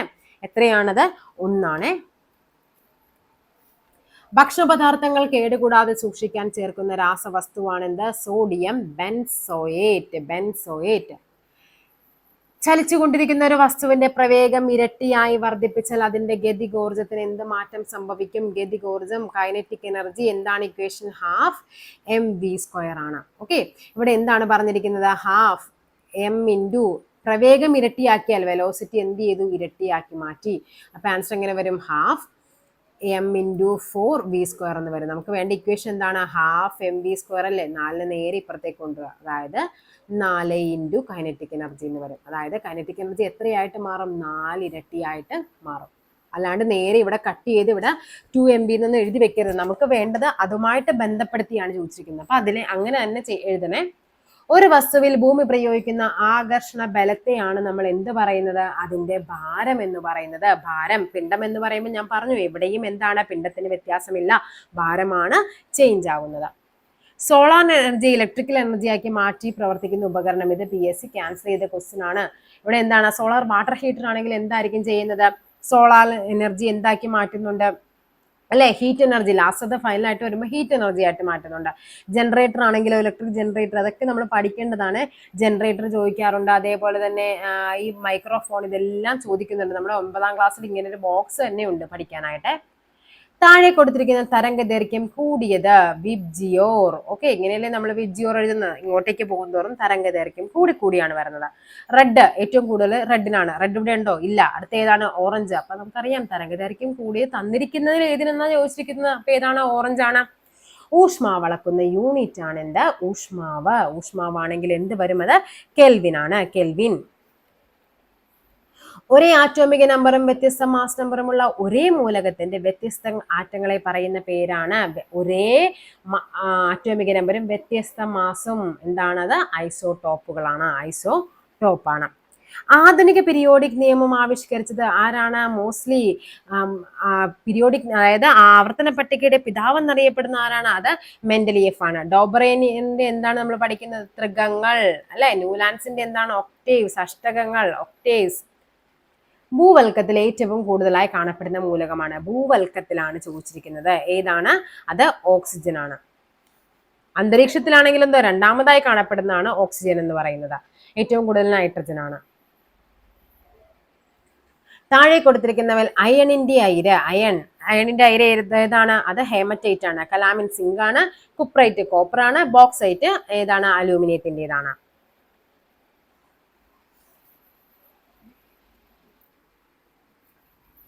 അടുത്ത ക്വസ്റ്റ്യൻ എന്താണ് പറഞ്ഞിരിക്കുന്നത്? ആദ്യമായി നിർമ്മിക്കപ്പെട്ട കൃത്രിമ നൂൽത്തരം ഏതാണ് ആദ്യമായിട്ട് നിർമ്മിക്കപ്പെട്ട കൃത്രിമ നൂൽത്തരം എന്ന് പറയുന്നത്? അത് നൈലോൺ ആണ്. നൈലോൺ. ദർപ്പണത്തിൽ പതിക്കുന്ന രശ്മിയുടെ പതനകോണം 60 ആണെങ്കിൽ പ്രതിപതന കോണം എത്രയായിരിക്കും? 60. ഞാൻ പറഞ്ഞു പതന കോണും പ്രതിപതന കോണും തുല്യമായിരിക്കും. മഴത്തുള്ളിയുടെ ഗോളാകൃതിക്ക് കാരണമായ ബലം എന്ന് പറയുന്ന ഏതാണ്? പ്രതല ബലമാണ്. പ്രതല ബലം കാരണമാണ് മഴത്തുള്ളികൾ ഗോളാകൃതിയിൽ കാണപ്പെടുന്നത്. ശബ്ദം ഏറ്റവും കൂടുതൽ വേഗതയിൽ സഞ്ചരിക്കുന്നത് എവിടെയായിരിക്കും? ശബ്ദത്തിന് ശൂന്യതയിലാണോ? ശൂന്യതയിൽ ശബ്ദത്തിന് സഞ്ചരിക്കാൻ പറ്റില്ല. പിന്നെ ഏതിലാണ്? അത് നമ്മുടെ ഖരവസ്തുക്കളിലായിരിക്കും ഏറ്റവും കൂടുതൽ വേഗതയുള്ളത്. ജലത്തിന്റെ സാന്ദ്രത ഏറ്റവും കൂടുതലുള്ളത് 4 ഡിഗ്രി സെൽഷ്യസിലാണ്. അതിൽ കുറയുന്നതനുസരിച്ചും കൂടുന്നതനുസരിച്ചും വ്യത്യാസമുണ്ട്. 4 എന്ന് പറയുന്ന ഒരു പ്രത്യേക ടൈപ്പ് ടെമ്പറേച്ചർ ആണ്. 4 ഡിഗ്രി സെൽഷ്യസിലായിരിക്കും ഏറ്റവും കൂടുതൽ സാന്ദ്രത ഉള്ളത്. മാസ് പകുതിയാക്കുകയും പ്രവേഗം ഇരട്ടിയാക്കുകയും ചെയ്താൽ വസ്തുവിന്റെ ഗതികോർജ്ജം നമ്മൾ നേരത്തെ ചെയ്ത പോലെ തന്നെ കൈനറ്റിക് എനർജി ½ mv² ആണ്. ഇവിടെ നമ്മുടെ പുതിയ കൈനറ്റിക് എനർജി എന്താ പറഞ്ഞിരിക്കുന്നത്? ഹാഫ്. മാസ് എന്ത് ചെയ്യുന്നുണ്ട്? പകുതിയാക്കി. പ്രവേഗം എന്ത് ചെയ്തു? ഇരട്ടിയാക്കി. ഓക്കെ, അപ്പോൾ നമുക്ക് എങ്ങനെ വരും? ½ mv² അവിടെ നിൽക്കട്ടെ. ബാക്കി 2ന്റെ സ്ക്വയർ എന്ന് പറയുന്നത് 4/2 ആണ്. അതായത് ½ mv² എന്ന് പറഞ്ഞാൽ കൈനറ്റിക് എനർജി അല്ലേ, × 2 ആണ്. അപ്പൊ എന്താകും? അത് ഇരട്ടിയാകും. ഓപ്ഷൻ ബി ഇരട്ടിയാണ് ആകുന്നത്. നെക്സ്റ്റ് ക്വസ്റ്റ്യൻ എന്താണെന്ന് നോക്കിക്കേ. താഴെ തന്നിരിക്കുന്ന ജോഡികളിൽ ഐസോടോപ്പുകൾ ഏതെല്ലാമാണെന്നാണ് കണ്ടുപിടിക്കേണ്ടത്. ഐസോടോപ്പ് എന്ന് പറയുമ്പോൾ നമുക്കറിയാം ഒരേ ആറ്റോമിക് നമ്പറും വ്യത്യസ്ത മാസ് നമ്പറും ഉള്ളതിനെയാണ് നമ്മൾ ഐസോടോപ്പുകൾ എന്ന് പറയുന്നത്. അപ്പൊ അതേപോലെ തന്നെ ഒരേ ആറ്റത്തിന്റെ ആയിരിക്കണം. ഇവിടെ നോക്കിക്കേ, ഹൈഡ്രജൻ ഹീലിയം വ്യത്യസ്ത മൂലകങ്ങളാണ്. അപ്പൊ നമുക്ക് അത് എടുക്കാൻ പറ്റില്ല. ബാക്കി നോക്കുക, എന്താണ്? മാസ് നമ്പർ എന്താണ്? ഇവിടെ വേറെയാണ്. മാസ് നമ്പറാണ് മുകളിൽ എഴുതുന്നത്, അത് വേറെയും ഒരേ ആറ്റോമിക് നമ്പറുമാണ്. അപ്പൊ ആൻസർ ഏതാണ് വരുന്നത്? 2ഉം 4ഉം ആണ് ആൻസർ ആയിട്ട് വരേണ്ടത്. ഓപ്ഷൻ ബി ആണ്. ബോക്സൈറ്റ് ഏത് ലോഹത്തിന്റെ അയിരാണ്? ബോക്സൈറ്റ് എന്തിൻ്റെതാണ്? അലൂമിനിയത്തിന്റെ അയിരാണ് ബോക്സൈറ്റ് എന്ന് പറയുന്നത്. മൂലകങ്ങളെ അവയുടെ ആറ്റോമിക നമ്പറിന്റെ അടിസ്ഥാനത്തിൽ ആദ്യമായി വർഗീകരിച്ച ശാസ്ത്രജ്ഞനാണ് ആരാണ്? Henry Moseley. അദ്ദേഹമാണ് ആധുനിക ആവർത്തന പട്ടികയുടെ പിതാവ് എന്നറിയപ്പെടുന്നത്. ഓക്കെ, ഒരു ജലതന്മാത്രയിലെ ആകെ ആറ്റങ്ങളുടെ എണ്ണം എങ്ങനെയാണ് ജലതന്മാത്ര എഴുതുന്നത്? H2O. അപ്പൊ ആകെ ആറ്റങ്ങൾ എന്ന് പറയുമ്പോൾ 2 ഹൈഡ്രജനും വരും, 1 ഓക്സിജനും വരും. അപ്പൊ എത്രയാണ് ആകെ ആറ്റങ്ങൾ എന്ന് പറയുന്നത്? 3 ആണ്. ബേക്കിംഗ് സോഡ എന്ന പദാർത്ഥത്തിന്റെ രാസസൂത്രം ഏത്? ബേക്കിംഗ് സോഡ എന്താണ്? സോഡിയം ബൈകാർബണേറ്റ് ആണ്. NaHCO3 ആണ് ബേക്കിംഗ് സോഡ എന്ന് പറയുന്നത്. NaHCO3. ഊർജത്തിന്റെ ഡയമെൻഷണൽ സമവാക്യം എന്ത്? എന്റെ ആൻസർ വരുന്നത് ml² T⁻⁻2 ആണ്. അതെങ്ങനെയാണ് വരുന്നതെന്ന് കാണിച്ചു തരാം. അതായത് ഊർജം എന്ന് പറഞ്ഞാൽ എന്താണ് അല്ലെ? ഊർജം എന്ന് പറയുന്നത് ഫോഴ്സ് ഇൻറ്റു ഡിസ്പ്ലേസ്മെന്റ് ആണ്. ഇനി ഫോഴ്സ് ആണെങ്കിലും നമുക്ക് അതിന് എന്ത് പറയാം? മാസ് ഇൻറ്റു ആക്സലറേഷൻ ആണ്. ഫോഴ്സ് F=ma എന്ന് പറയും. മാസ് ഇൻറ്റു ആക്സലറേഷൻ ആണ് എന്തെന്ന് പറയുന്നത്? ഫോഴ്സ് എന്ന് പറയുന്നത്. ഇൻറ്റു ഡിസ്പ്ലേസ്മെന്റ് വരും. അതേപോലെ തന്നെ ഈ ആക്സലറേഷനെ നമുക്ക് എന്താണ്? ആക്സലറേഷൻ ത്വരണം എന്ന് പറഞ്ഞാൽ എന്താണ്? ത്വരണം. അതായത് പ്രവേഗ വ്യത്യാസം ഡിവൈഡഡ് ബൈ സമയമാണ്, ടൈം. പ്രവേഗ വ്യത്യാസം എന്ന് പറഞ്ഞാൽ v−u/t ആണ്. ഓക്കെ, അപ്പൊ അതേപോലെ തന്നെ ഇവിടെ ഡിസ്പ്ലേസ്മെന്റ് ആണെങ്കിലോ? അപ്പൊ ഇവിടെ എന്താണ്? ഇവിടെ പറയുന്ന ആക്സലറേഷൻ നമുക്ക് എങ്ങനെ എഴുതാൻ പറ്റും? ഡിസ്റ്റൻസ് ഡിവൈഡ് ബൈ ടൈം എന്ന് എഴുതിയാൽ മതി. ഓക്കെ, അപ്പൊ മാസ് ഇൻറ്റു എന്താണ്? ഡിസ്റ്റൻസ് അല്ലെങ്കിൽ displacement divided by time square എഴുതിയാൽ മതി. ത്വരണം അല്ലെ? ഇവിടെ എന്താണ്? ആക്സലേഷൻ, ഫോഴ്സ് എന്ന് പറയുന്നത്. അപ്പൊ എല്ലാത്തിന്റെ ഇക്വേഷനിലേക്ക് നമ്മൾ സബ്സ്റ്റിറ്റ്യൂട്ട് ചെയ്ത് കൊടുത്താൽ മതി. v−u/t ആണ്. അപ്പൊ ഇവിടെ എന്ത് വരും? നെക്സ്റ്റ് എന്താണ് വരുന്നത്? ഇൻറ്റു ഡിസ്പ്ലേസ്മെന്റ് എന്ന് പറയുന്നതും എന്ത് വരും? ഇവിടെ ലെങ്ത് ആണ് വരുന്നത്. മാസിനെ റെപ്രസെന്റ് ചെയ്യുന്നത് നമ്മൾ എന്താണ്? m കൊണ്ടാണ്. ഡിസ്പ്ലേസ്മെന്റ് ആണെങ്കിലോ L ആണ്. അതേപോലെ ഇവിടെയും ഉണ്ടൊരു ഡിസ്പ്ലേസ്മെന്റ്, അതും L വരും. ടൈം സ്ക്വയർ എന്ന് പറയുന്നത് T² ആണ്. അതായത് ആൻസർ എങ്ങനെ വരും? ml² T⁻². ഇത് നേരെ മുകളിൽ പോകുമ്പോൾ T⁻²- ആയിട്ട് വരും. അതായത് ഡയമെൻഷൻ സമവാക്യം കഴിഞ്ഞ പരീക്ഷകളിൽ ചോദിച്ചിട്ടുണ്ട്. അതായത് ജസ്റ്റ് എന്താണ്? നമുക്ക് തന്നിരിക്കുന്ന എല്ലാത്തിനും നിങ്ങൾ ഓർത്തിരിക്കുക, മാസ് ആണെങ്കിൽ അതിന് m എന്ന് തന്നെയാണ് റെപ്രസെന്റ് ചെയ്യുന്നത്, ലെങ്ത് ആണെങ്കിൽ അതിന് L എന്നും, ടൈം ആണെങ്കിൽ T എന്നുമാണ് ഡയമെൻഷൻ സമവാക്യത്തിലേക്ക് നമ്മളത് കൊടുക്കുന്നത്. ഫാരൻഹീറ്റ് താപനില സ്കെയിലിൽ ജലത്തിന്റെ തിളനില എത്ര? നമ്മൾ നേരത്തെ പറഞ്ഞു ജലത്തിന്റെ തിളനില എന്ന് പറയുന്നത് 100 ഡിഗ്രി സെൽഷ്യസ് ആണ്. 100 ഡിഗ്രി സെൽഷ്യസ് എന്ന് പറഞ്ഞാൽ നമ്മൾ കഴിഞ്ഞ ക്വസ്റ്റ്യനിൽ ചെയ്തപ്പോൾ നമുക്ക് കിട്ടിയതാണ് 212 ഡിഗ്രി ഫാരൻഹീറ്റ് ആണെന്നുള്ളത്. അപ്പൊ ഓപ്ഷൻ എ 212 ഡിഗ്രി ഫാരൻഹീറ്റ് ആണ്. താഴെ കൊടുത്തവയിൽ ഏറ്റവും കൂടുതൽ വിശിഷ്ട താപധാരിതയുള്ളത് ഏതിനാണ്? ഏറ്റവും കൂടുതൽ വിശിഷ്ട താപധാരിതയുള്ളത് എല്ലായ്പ്പോഴും ഏറ്റവും കൂടുതൽ വിശിഷ്ട താപധാരിതയുള്ളത് എന്ന് പറയുന്നത് ജലത്തിനാണ്. പ്രകൃതിയിലെ അടിസ്ഥാന ബലങ്ങളിൽ ഏറ്റവും ശക്തി കുറഞ്ഞ ബലം, ഏറ്റവും ശക്തി കുറഞ്ഞതെന്ന് പറയുന്നത് ഗുരുത്വബലമാണ്, ഭൂഗുരുത്വാകർഷണം. ഏറ്റവും ശക്തി കൂടിയത് ചോദിച്ചു കഴിഞ്ഞാൽ ഏതാണ്? ന്യൂക്ലിയർ ഫോഴ്സ് ആണ്. മനുഷ്യന്റെ ശ്രവണ പരിധി എത്രയാണ്? 20 ഹെർട്സ് മുതൽ 20,000 ഹെർട്സ് വരെയാണ് മനുഷ്യന്റെ ശ്രവണ പരിധി. 20 to 20,000 ഹെർട്സ് ആണ്. തെറ്റായ ജോഡി ഏത്? അലക്കുകാരത്തിൽ എന്തൊക്കെയുണ്ട്? സോഡിയം ഉണ്ട്, കാർബൺ ഉണ്ട്, അതേപോലെ തന്നെ എന്തുണ്ട്? ഓക്സിജൻ ഉണ്ട്. നമ്മൾ പറഞ്ഞു അലക്കുകാരം എന്താണ്? സോഡിയം ഹൈഡ്രോക്സൈഡ് ആണ്. വിറ്റാമിൻ സി എന്ന് പറയുന്നത് കാർബൺ, ഈ ക്ലോറിൻ എന്തായാലും വരില്ല. അപ്പൊ വൈറ്റമിൻ സി ആണ് ഇവിടെ തെറ്റായ ജോഡി എന്ന് പറയുന്നത്. കാർബണിലും എന്തുണ്ട്? കാർബൺ ഉണ്ട്, ഹൈഡ്രജൻ ഉണ്ട്, ഓക്സിജൻ ഉണ്ട്. കാർബൺ ഡൈ ഓക്സൈഡ് എന്ന് പറഞ്ഞാൽ നമുക്കറിയാം CO2 ആണ്. അപ്പൊ അതിലുമുണ്ട് കാർബണും ഓക്സിജനും. അൽനിക്കോ എന്ന ലോഹസങ്കരത്തിൽ ഉൾപ്പെടാത്ത ലോഹമാണ് നമുക്ക് വേണ്ടത്. അൽനിക്കോ എങ്ങനെയാണ് നമ്മൾ പറയുന്നത്? അലൂമിനിയം, നിക്കല്, കൊബാൾട്ട്, ഇതാണ് അൽനിക്കോ. അതിന്റെ കൂട്ടത്തിൽ എന്തും കൂടി ഉണ്ട്? ഇരുമ്പും കൂടി ഉണ്ട്. അപ്പൊ അൽനിക്കോ എന്ന ലോഹസങ്കരത്തിൽ ഉൾപ്പെടാത്ത ലോഹം ചോദിക്കുമ്പോൾ അത് ഏതാണ്? ഓപ്ഷൻ എ മഗ്നീഷ്യമാണ്. താഴെ കൊടുത്തിരിക്കുന്നവയിൽ ഉപലോഹങ്ങളുടെ വിഭാഗത്തിൽ, ഉപലോഹങ്ങൾ നമുക്കറിയാം എന്താണ്? ജർമേനിയം, സിലിക്കൺ, ആഴ്സനിക് ഒക്കെയാണ് ഉപലോഹങ്ങൾ എന്ന് പറയുന്നത്. അപ്പൊ ഏതാണ്? ഓപ്ഷൻ ഡി ആണ്. ജർമേനിയം, സിലിക്കൺ, ആഴ്സനിക്, ഈ 3 പേരും പഠിച്ചു വെക്കുക. ഇതാണ് റിപ്പീറ്റഡ് ആയിട്ട് ചോദിക്കുന്നത്. ഈ 3 എണ്ണമായിരിക്കും. സിങ്കും നേരത്തെ ഹൈഡ്രോക്ലോറിക് ആസിഡും തമ്മിൽ പ്രവർത്തിക്കുമ്പോൾ ഉണ്ടാകുന്ന വാതകം ഏതാണ്? സിങ്കും ലോഹവുമായി പ്രവർത്തിക്കുമ്പോൾ അല്ലെ, എന്താണ്? ലോഹവും ആസിഡുമായി പ്രവർത്തിക്കുമ്പോൾ ഉണ്ടാകുന്ന വാതകം എല്ലായ്പ്പോഴും ഹൈഡ്രജൻ ആയിരിക്കും. രാസവസ്തുക്കളുടെ രാജാവ് എന്നാണ് സൾഫ്യൂരിക് അമ്ലം അറിയപ്പെടുന്നത്. കഴിഞ്ഞ ക്വസ്റ്റ്യനിൽ എന്തായിരുന്നു? രാസവസ്തുക്കളുടെ രാജാവ് എന്നറിയപ്പെടുന്ന ഏതെന്നായിരുന്നു? അത് ഏതാണ്? സൾഫ്യൂരിക് ആസിഡ് ആണ്. നമ്മുടെ നിത്യജീവിതത്തിലെ ഏതെല്ലാം സന്ദർഭങ്ങളിലാണ് സൾഫ്യൂരിക് അമ്ലം ഉപയോഗിക്കുന്നത്? എന്തിനൊക്കെയാണ് നമ്മൾ സൾഫ്യൂരിക് അമ്ലം ഉപയോഗിക്കുന്നത്? രാസവളത്തിന്റെ നിർമ്മാണത്തിനും അതേപോലെ പാഴ്ജല ശുദ്ധീകരണത്തിനുമാണ്. ഓക്കെ, ഭക്ഷണത്തിന്റെ ദഹനം നമുക്കറിയാം എന്താണ്? ഹൈഡ്രോക്ലോറിക് ആസിഡ് ആണ്. അപ്പൊ ഇവിടെ ആൻസർ ഏതാണ് വരേണ്ടത്? 1ഉം 3ഉമാണ് ആൻസർ ആയിട്ട് വരേണ്ടത്. ഒരു ഗോളീയ ദർപ്പണത്തിന്റെ വക്രത ആരം 30 ആണെങ്കിൽ ഫോക്കസ് ദൂരം എത്രയാണ്? ആരം എത്രയാണ്? 30 ആണെങ്കിൽ എഫ് എന്ന് പറയുന്നത് എന്താണ്? R/2 അല്ലെ. R = 2F ആണ് നമ്മൾ പഠിക്കുന്നത്. അപ്പൊ എഫ് എന്ന് പറയുന്നത് എന്താണ്? R/2 ആണ്. അപ്പൊ ആൻസർ എത്ര വരും? 30/2. 30/2 എന്ന് പറയുമ്പോൾ ആൻസർ എത്രയാണ്? 15 സെന്റിമീറ്റർ ആണ്. എന്തിന്റെ യൂണിറ്റ് ആണ് പ്രകാശവർഷം? പ്രകാശവർഷം എന്തിൻ്റെതാണ്? ദൂരം അളക്കുന്നതാണ് പ്രകാശവർഷം എന്ന് പറയുന്നത്. 20 ഹെർട്സിൽ താഴെ ആവൃത്തിയുള്ള ശബ്ദങ്ങളെ ഇൻഫ്രാസോണിക് എന്നും 20,000 ഹെർട്സിൽ കൂടുതൽ ആവൃത്തിയുള്ള ശബ്ദങ്ങളെ അൾട്രാസോണിക് എന്നും പറയുന്നു. താഴെ കൊടുത്തിരിക്കുന്ന പ്രസ്താവനകളിൽ ശരിയായവ കണ്ടെത്താനാണ് പറഞ്ഞിരിക്കുന്നത്. ഭൂകമ്പങ്ങൾ ഉണ്ടാകുമ്പോൾ ഇൻഫ്രാസോണിക് തരംഗങ്ങൾ പുറപ്പെടുവിക്കുന്നു. ശരിയാണ്. വവ്വാലുകൾ അൾട്രാസോണിക് തരംഗങ്ങളാണ് പുറപ്പെടുവിക്കുന്നത്. ശരിയാണ്. സോണാറിൽ ഉപയോഗിക്കുന്നത് ഇൻഫ്രാസോണിക് അല്ല, അതിൽ ഏതാണ്? അൾട്രാസോണിക് ആണ്. അപ്പൊ ആൻസർ ഏതാണ്? 1ഉം 2ഉമാണ് ശരി വരുന്നത്. 1ഉം 2ഉം option B 1 and 2 only.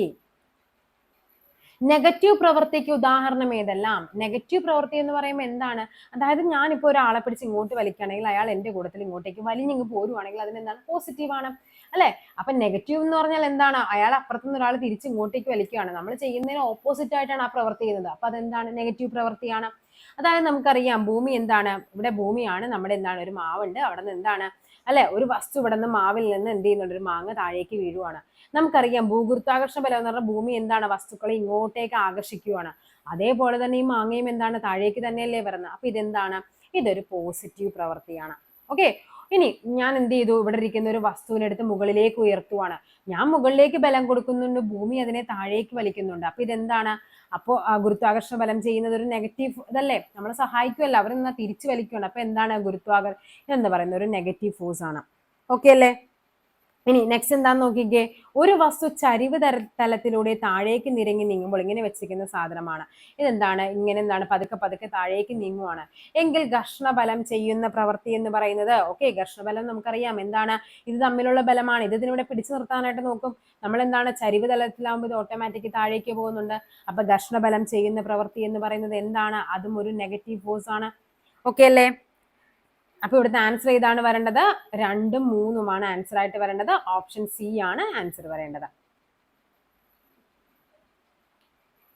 Okay, നിശ്ചലാവസ്ഥയിലുള്ള ലോറിയുടെ പ്രവേഗം 5 സെക്കൻഡ് കൊണ്ട് 30 മീറ്റർ/സെക്കൻഡ് ആയ ലോറിയുടെ ത്വരണം എത്ര? ത്വരണം, ആക്സിലേഷൻ അല്ലെ.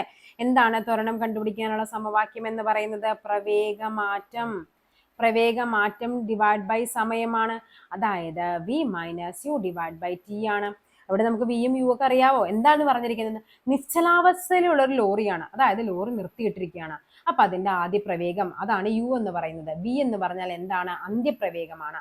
അതായത് നിശ്ചലാവസ്ഥയിലാകുമ്പോൾ അതിന്റെ ആദ്യ പ്രവേഗം എന്ന് പറയുന്നത് 0ആണ്. അതിന് പ്രവേഗമൊന്നുമില്ല, നിർത്തിയിട്ടിരിക്കുന്ന സാധനമാണ്.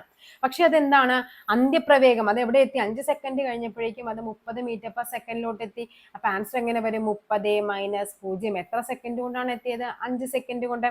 അപ്പൊ ആൻസർ ഇങ്ങനെ വരും 30/5 എന്ന് വരും 6 മീറ്റർ/സെക്കൻഡ് സ്ക്വയർ. ഇതാണ് നമ്മുടെ ത്വരണം എന്ന് പറയുന്നത്. പ്രോബ്ലംസ് ചോദിക്കാൻ ചാൻസ് ഉണ്ട്. ജസ്റ്റ് ബേസിക് ആയിട്ടുള്ള കാര്യങ്ങളെങ്കിലും പഠിച്ചു വെച്ചിട്ട് പോകുക. ഇരുമ്പിന്റെ ധാതു അല്ലാത്തത് എന്താണ്? ബോക്സൈറ്റ് അലൂമിനിയം ആണ്. Magnetite, haematite, siderite, iron pyrites എല്ലാം എന്തിൻ്റെതാണ്? ഇരുമ്പിൻ്റെതാണ്. താഴെ തന്നിരിക്കുന്ന പ്രസ്താവനകളിൽ ശരി ആയത് ഏതെല്ലാം എന്നാണ് ചോദിച്ചിരിക്കുന്നത്. ബിത്തിയോണിൽ ആന്റിസെപ്റ്റിക് ആണ്. അതേപോലെ തന്നെ എന്താണ്?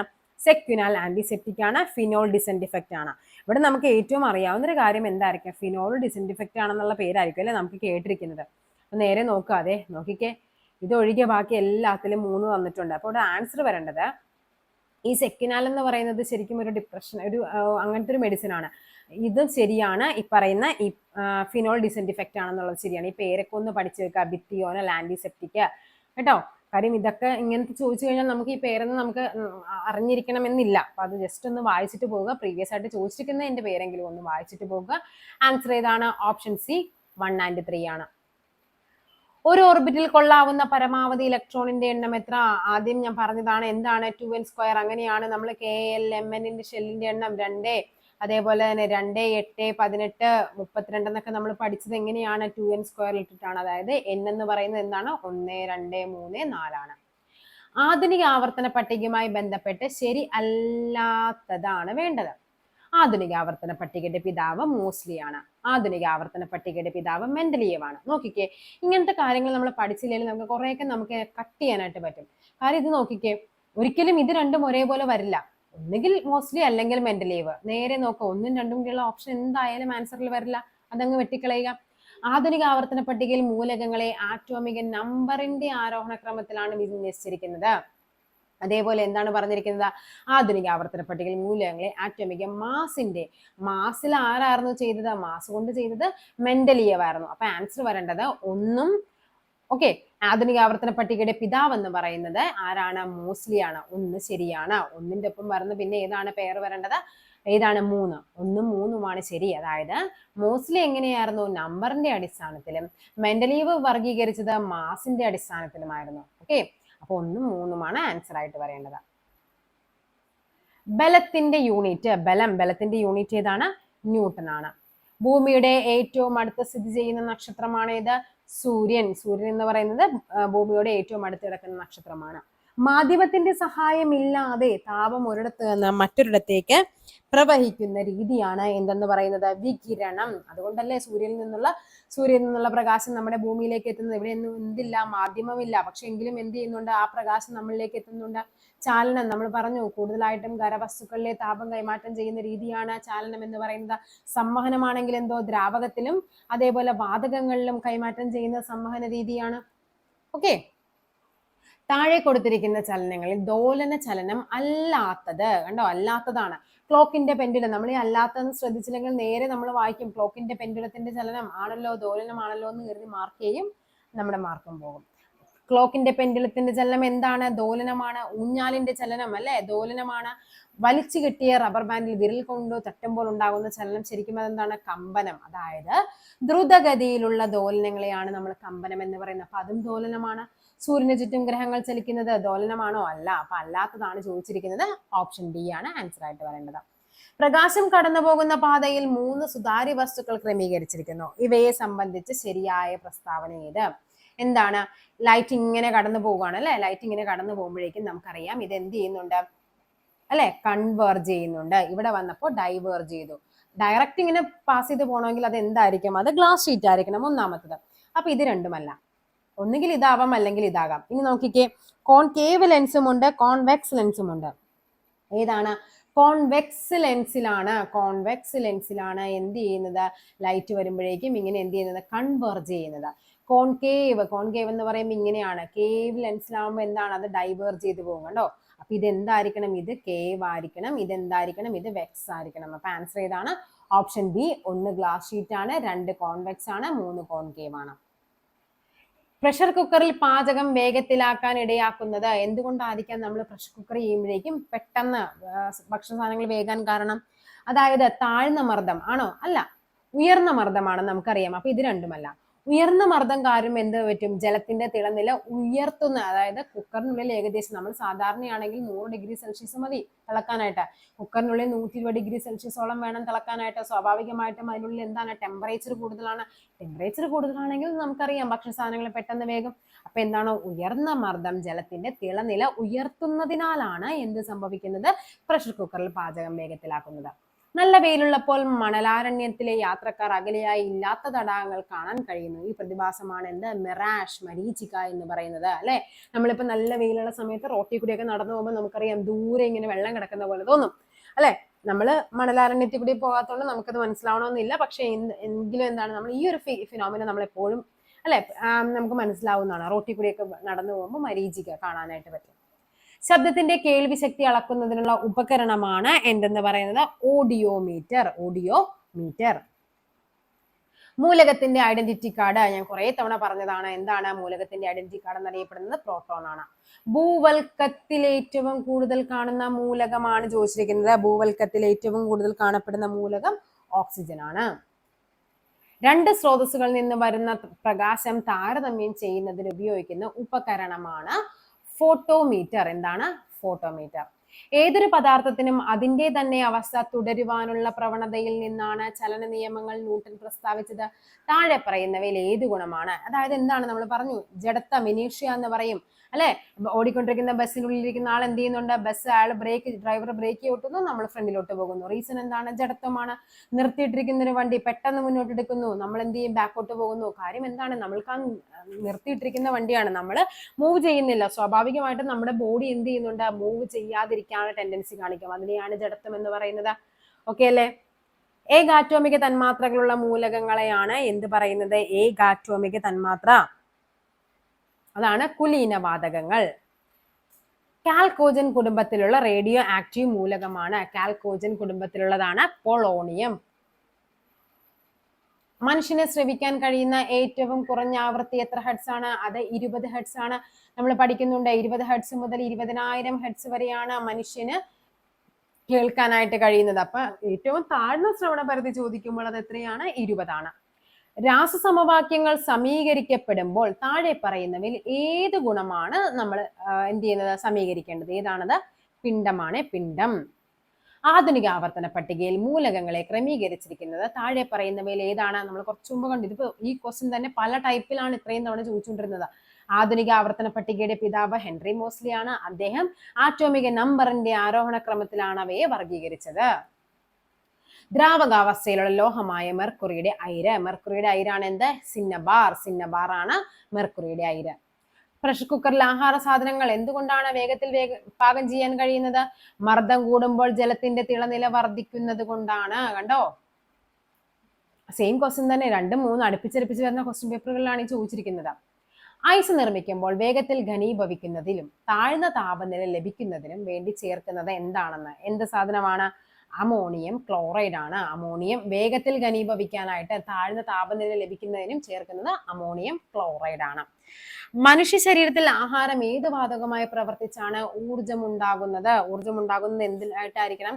ഓക്സിജനുമായിട്ടാണ്. ഒരു പദാർത്ഥത്തിന്റെ എല്ലാ ഗുണങ്ങളും നിലനിർത്തുന്ന അതിന്റെ ഏറ്റവും ചെറിയ കണികയാണ് എന്ത് പറയുന്നത്? തന്മാത്ര എന്ന് പറയുന്നത്. നമ്മൾ ആറ്റത്തിലേക്ക് പോകും, ആറ്റമല്ലാതെ തന്മാത്രയാണ്. എല്ലാ ഗുണങ്ങളും ഉള്ളത് തന്മാത്രയ്ക്കാണ്. തെളിഞ്ഞ ചുണ്ണാമ്പ് വെള്ളത്തിലേക്ക് കാർബൺ ഡൈ ഓക്സൈഡ് വാതകം കടത്തിവിടുമ്പോൾ അതിൽ എന്താണ്? നമുക്കറിയാം പാൽ നിറമാവും. നമ്മൾ ചെറിയ ക്ലാസ്സുകളിൽ പഠിക്കുന്നുണ്ട്. അത് എന്തുകൊണ്ടാണ്? അതിൽ കാൽസ്യം കാർബണേറ്റ് ഫോം ചെയ്യുന്നത് കൊണ്ടാണ്. Calcium carbonate. ചുവടെ കൊടുത്തിട്ടുള്ള മൂലകങ്ങളിൽ ധാന്യത്തിലും മാംസ്യത്തിലും പൊതുവായി അടങ്ങിയിട്ടുള്ളത്. ധാന്യങ്ങളിലും മാംസ്യത്തിലും എന്തുണ്ട്? ഹൈഡ്രജൻ ഉണ്ട്, കാർബൺ ഉണ്ട്. അപ്പൊ ആൻസർ ഏതാണ്? 1ഉം 2ഉമാണ്. ഓപ്ഷൻ സി ആണ്. പ്രാഥമിക വർണ്ണങ്ങളായ പച്ചയും ചുവപ്പും ചേർന്നാൽ കിട്ടുന്നത് എന്താണ്? പ്രാഥമിക വർണ്ണങ്ങൾ ഏതൊക്കെയാണ്? പനിച്ചു, അല്ലെ? പനിച്ചു എന്ന് പഠിച്ചു വെച്ചാൽ മതി.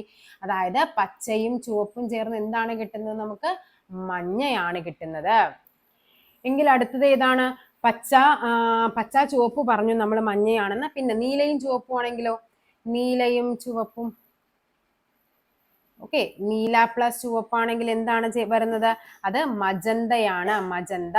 അതേപോലെ തന്നെ പച്ചയും നീലയും ആണെങ്കിലോ? പച്ച പ്ലസ് നീലയാണെങ്കിൽ എന്ത് വരും? സിയാൻ. സിയാൻ ആണ് വരുന്നത്. ഓക്കെ അല്ലേ? താഴെ തന്നിരിക്കുന്നവയിൽ സമ്പർക്ക ബലം ഏത്? സമ്പർക്ക ബലം എന്ന് പറഞ്ഞാൽ എന്താണ്? സമ്പർക്കത്തിൽ വരുമ്പോഴാണ്. നമുക്കറിയാം കാന്തിക ബലം എന്ന് പറയുന്നത് സമ്പർക്കം വേണമെന്നില്ല. നമ്മളിവിടെ ഒരു കാന്തം എടുത്ത് വെച്ചു, ഇവിടെ ഇങ്ങനെ ഇവിടെ ഒരു മുട്ടസൂചി എടുത്ത് വെച്ച് കഴിഞ്ഞാൽ എന്ത് ചെയ്യുന്നുണ്ട്? നമ്മൾ ഇതിങ്ങനെ അടുപ്പിച്ചടുപ്പിച്ച് വരുന്ന ഒരു പ്രത്യേക പൊസിഷനിൽ എത്തുമ്പോൾ തന്നെ എന്ത് ചെയ്യുന്നുണ്ട്? ഈ മുട്ടസൂചി നേരെ ഇതിനകത്തേക്ക് വന്ന് അട്രാക്ട് ചെയ്യും. അപ്പൊ അതെന്താണ്? സമ്പർക്കം കൊണ്ടല്ല അവിടെ ഉണ്ടായിരിക്കുന്നത്. അതേപോലെ ഗുരുത്വാകർഷണ ബലം അല്ലെ, നമുക്കറിയാം ഭൂമിയിലെ മുകളിലിരിക്കുന്ന ഒരു വസ്തുവിനെ പോലും എന്ത് ചെയ്യുന്നുണ്ട്? ഭൂമി ഇങ്ങോട്ടേക്ക് ഇങ്ങനെ വലിച്ചു പിടിക്കുന്നുണ്ട്.